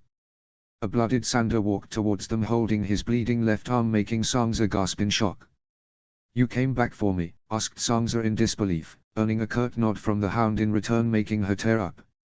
Theon was disheartened upon seeing the Hound was the last of their group still standing apart from Owen and himself. The rest of their men alongside Lucas had perished in battle, but so had all the Lannister guards, making the sacrifice not be completely worthless. "Let's go," he ordered sadly. By the time they came outside the keep fighting two more skirmishes, Smalljan and his men had already engaged the remaining defenders in an effort to open the gates once more to secure their escape. "Owen, stay and protect Sansa. Clegane, they need our help," said Theon urgently, earning quick nods from the two men. Sansa looked at him worriedly and he could only offer her a weak smile before charging forward with the Hound and took down two men with his crossbow before dropping the weapon completely and switching to his sword. He saw a group of Valymen trying to open the gates and decided to join their effort as the Hound rushed to Smalljan's side where the enemy was fighting bitterly. Rolling over the ground, he avoided a strike that would have taken his head off before slashing wildly at the Lannister guard's knees, making the man crash with a painful scream. Theon stabbed him through the back before moving on the next enemy. Probably the fact that he was fighting to save his life and that of Sansa, he fought madly despite the fear burning within his heart. He slayed three more men before reaching near the gate and joined the Valymen. Before he could aid them in their efforts to open the gates, he heard several roars from their back and saw a group of Lannisters charging at them. Grabbing a spear in his left hand from a nearby dead soldier and his sword in his right arm, Theon stood his ground and was joined by two Vale Knights even as his wounded left arm throbbed in pain from the weight of the weapon. He made the pain worthwhile by rushing forward and stabbing the spear through the first attacker before parrying the sword of another one. With a primal roar, he kicked and pushed the enemy a little away before swinging his sword to slice his neck. "We hold them here," he yelled, earning roars from the two Vale Knights who fought bravely against the onslaught. Sidestepping another strike, Theon kicked the next enemy's knee, making him lose his balance and get a sword stabbed through his bowels. To his dismay, the man shit himself as he died, creating an awful stench. Together, he and the two Vale Knights slew 5 more men before a flurry of arrows came down upon them. The first of the Vale Knights was hit by one arrow straight through the neck, while the second got 2 pierced in his chest as he was tackled down to the ground by 2 more enemy guards. Yet even as the Vale Knight died, he took one of the enemies with him by stabbing a dagger in the guard's neck as his final act. Theon himself took an arrow to his back, making him cry out in pain as he stumbled forward, giving another enemy the opportunity to attack him. He grunted in more agony as a spear slashed at his injured arm, grazing it badly before he tackled the attacker to the ground and buried his hands into the man's eyes, making him die screaming. Grabbing the dead man's spear, he threw it at a nearby enemy who had killed the second Vale Knight and was about to attack him instead. The man died with a painful grunt instantly as the spear punched through his belly. He saw the archers on top of the walls were now aiming their shots at Smalljan's group, supported by the Hound, who were holding the bulk of the enemy forces away from the gates. Cursing, he grabbed his sword and rushed up the battlement. For his bravery or stupidity, he earned another arrow to the shoulder before he murdered the archer who gave him the wound and pushed another off the wall. Parrying away a sword slash from the next man, he kicked the enemy down into the courtyard. For once, he was thankful for having been forced to take Roderick Castle's fighting lessons all these years, as they helped him stay alive. He was grunting in deep pain by the time he dispatched the last of the archers on this battlement at least, and saw the gates were finally open as the Smallgen and the Hound along with the last of their men were making a fighting retreat towards the opening. Their saviors came in the form of hundreds upon hundreds of small folk previously left to die outside the gates, who now flooded in, creating further chaos across the entire courtyard. "Run, you cunts! Now's the chance," yelled the Hound, even as he battled two more men. Theon's left arm and shoulder were throbbing in pain severely. He quickly grabbed a bow and a dozen arrows from the dead archers nearby. Fighting back against the agony of his wounded body and its muscles, he trained a shot and loosened an arrow on an enemy about to attack the Smallgen from behind, thereby saving the giant's life. He saw Owen Nuri making Sangza get on a horse and doing the same for himself. "I have to provide them cover fire." With grim determination, he set himself upon the critical task by loosening arrows one after another upon every enemy that tried to stop Owen and Sangza. He had never been excellent at melee combat as John or Rob, but archery was something that he was good at, and he proved his skill by slaying or wounding every enemy that tried to stop Sangza's escape. He saw Sangza screaming in horror as her horse trampled upon many of the small folk trying to rush inside, but Owen was a veteran warrior made of sterner metal, as he never let go of the reins to Sangza's horse and made it charge through the people despite the Stark girl's pleas to stop. Owen delivered her in the safe hands of the few Valumen still alive who had opened the gates before riding back into the castle to aid his allies as Theon himself marched down from the battlements. The Lannisters were fighting back fanatically, and few of Smallgen's men fell one after another, even as the giant Umber and the Hound fought back bravely. They were a little relieved when Owen and Theon joined the fray. "Smallgen, get out of here with the Hound," said Owen as he beheaded another guard crudely. "You're mad if I am leaving any of you here," replied the Umber giant defiantly, as he punched a guard and struck down another with his sword. Theon saw more and more enemy forces had swatted aside the civilians and were not about to surround them real soon. The Smallgen and the Hound were their strongest fighters. They would need such men if they had to escort Sangza through the battle-filled streets of King's Landing to safety. "I am your brother now and always." Remembering his oath to Rob gave Theon strength as he made his decision. "Owen's right. You need to go, Smallgen. The princess's only chance of survival through this battle-ravaged city is by having you two giants at her side. I'll hold the enemy forces here for as long as possible with whatever men can be spared," said Theon with a resigned tone. "I'll stay too." "Greyjoy will need the help," replied Owen grimly. For the first time, Smallgen looked at Theon with genuine respect in his eyes and then saw the bitter reality unfolding all around them. "Greyjoy, Owen," whispered the giant Umber hesitantly for the first time. "Lord Stark was kind to me and Rob is the brother I chose. I'll gladly give my life to protect their family," swore Theon. "As will I tell the king that we fulfilled our oaths to him and shall await him in the halls of the gods." "Greyjoy also killed Eileen Payne, who executed Lord Eddard. Take his head back to our king as our final tribute," promised Owen bravely, as he handed the head of the royal executioner to Smallgen, much to the Umber's shock. The Hound sneaked a lone glance at the two men before engaging the enemies once more as Smallgen placed his hands upon their shoulders with everlasting pride in his eyes. "I swear that your sacrifice will not go in vain. Owen, you are a credit to Mountain Clan's honor. And Theon, you may have been born a squid, but you are our comrade. I promise I will not let the North forget what you are doing for us today," swore Smallgen grimly. Owen and Theon nodded as the last of the Stark men still alive also volunteered in this doomed delaying action, earning a final respectful nod from the Smallgen before he and the Hound retreated towards the last Valuman protecting Sangza. As the enemy forces tried to pursue the Umber giant, Owen and Theon along with the last 7 Stark guards got in the way. "Never thought I'd die fighting side by side with a Greyjoy," grunted Owen with a thin smile, as both he and Theon jointly blocked an enemy's strike before stabbing the man clean through the chest together, earning a smirk from the lone Greyjoy. "How about side by side with a comrade in arms?" asked Theon, making Owen's smile grow more. I could live with that." The last of King Rob's commando force fought like demons by killing a dozen enemy men one after another and buying valuable time for their princess's escape.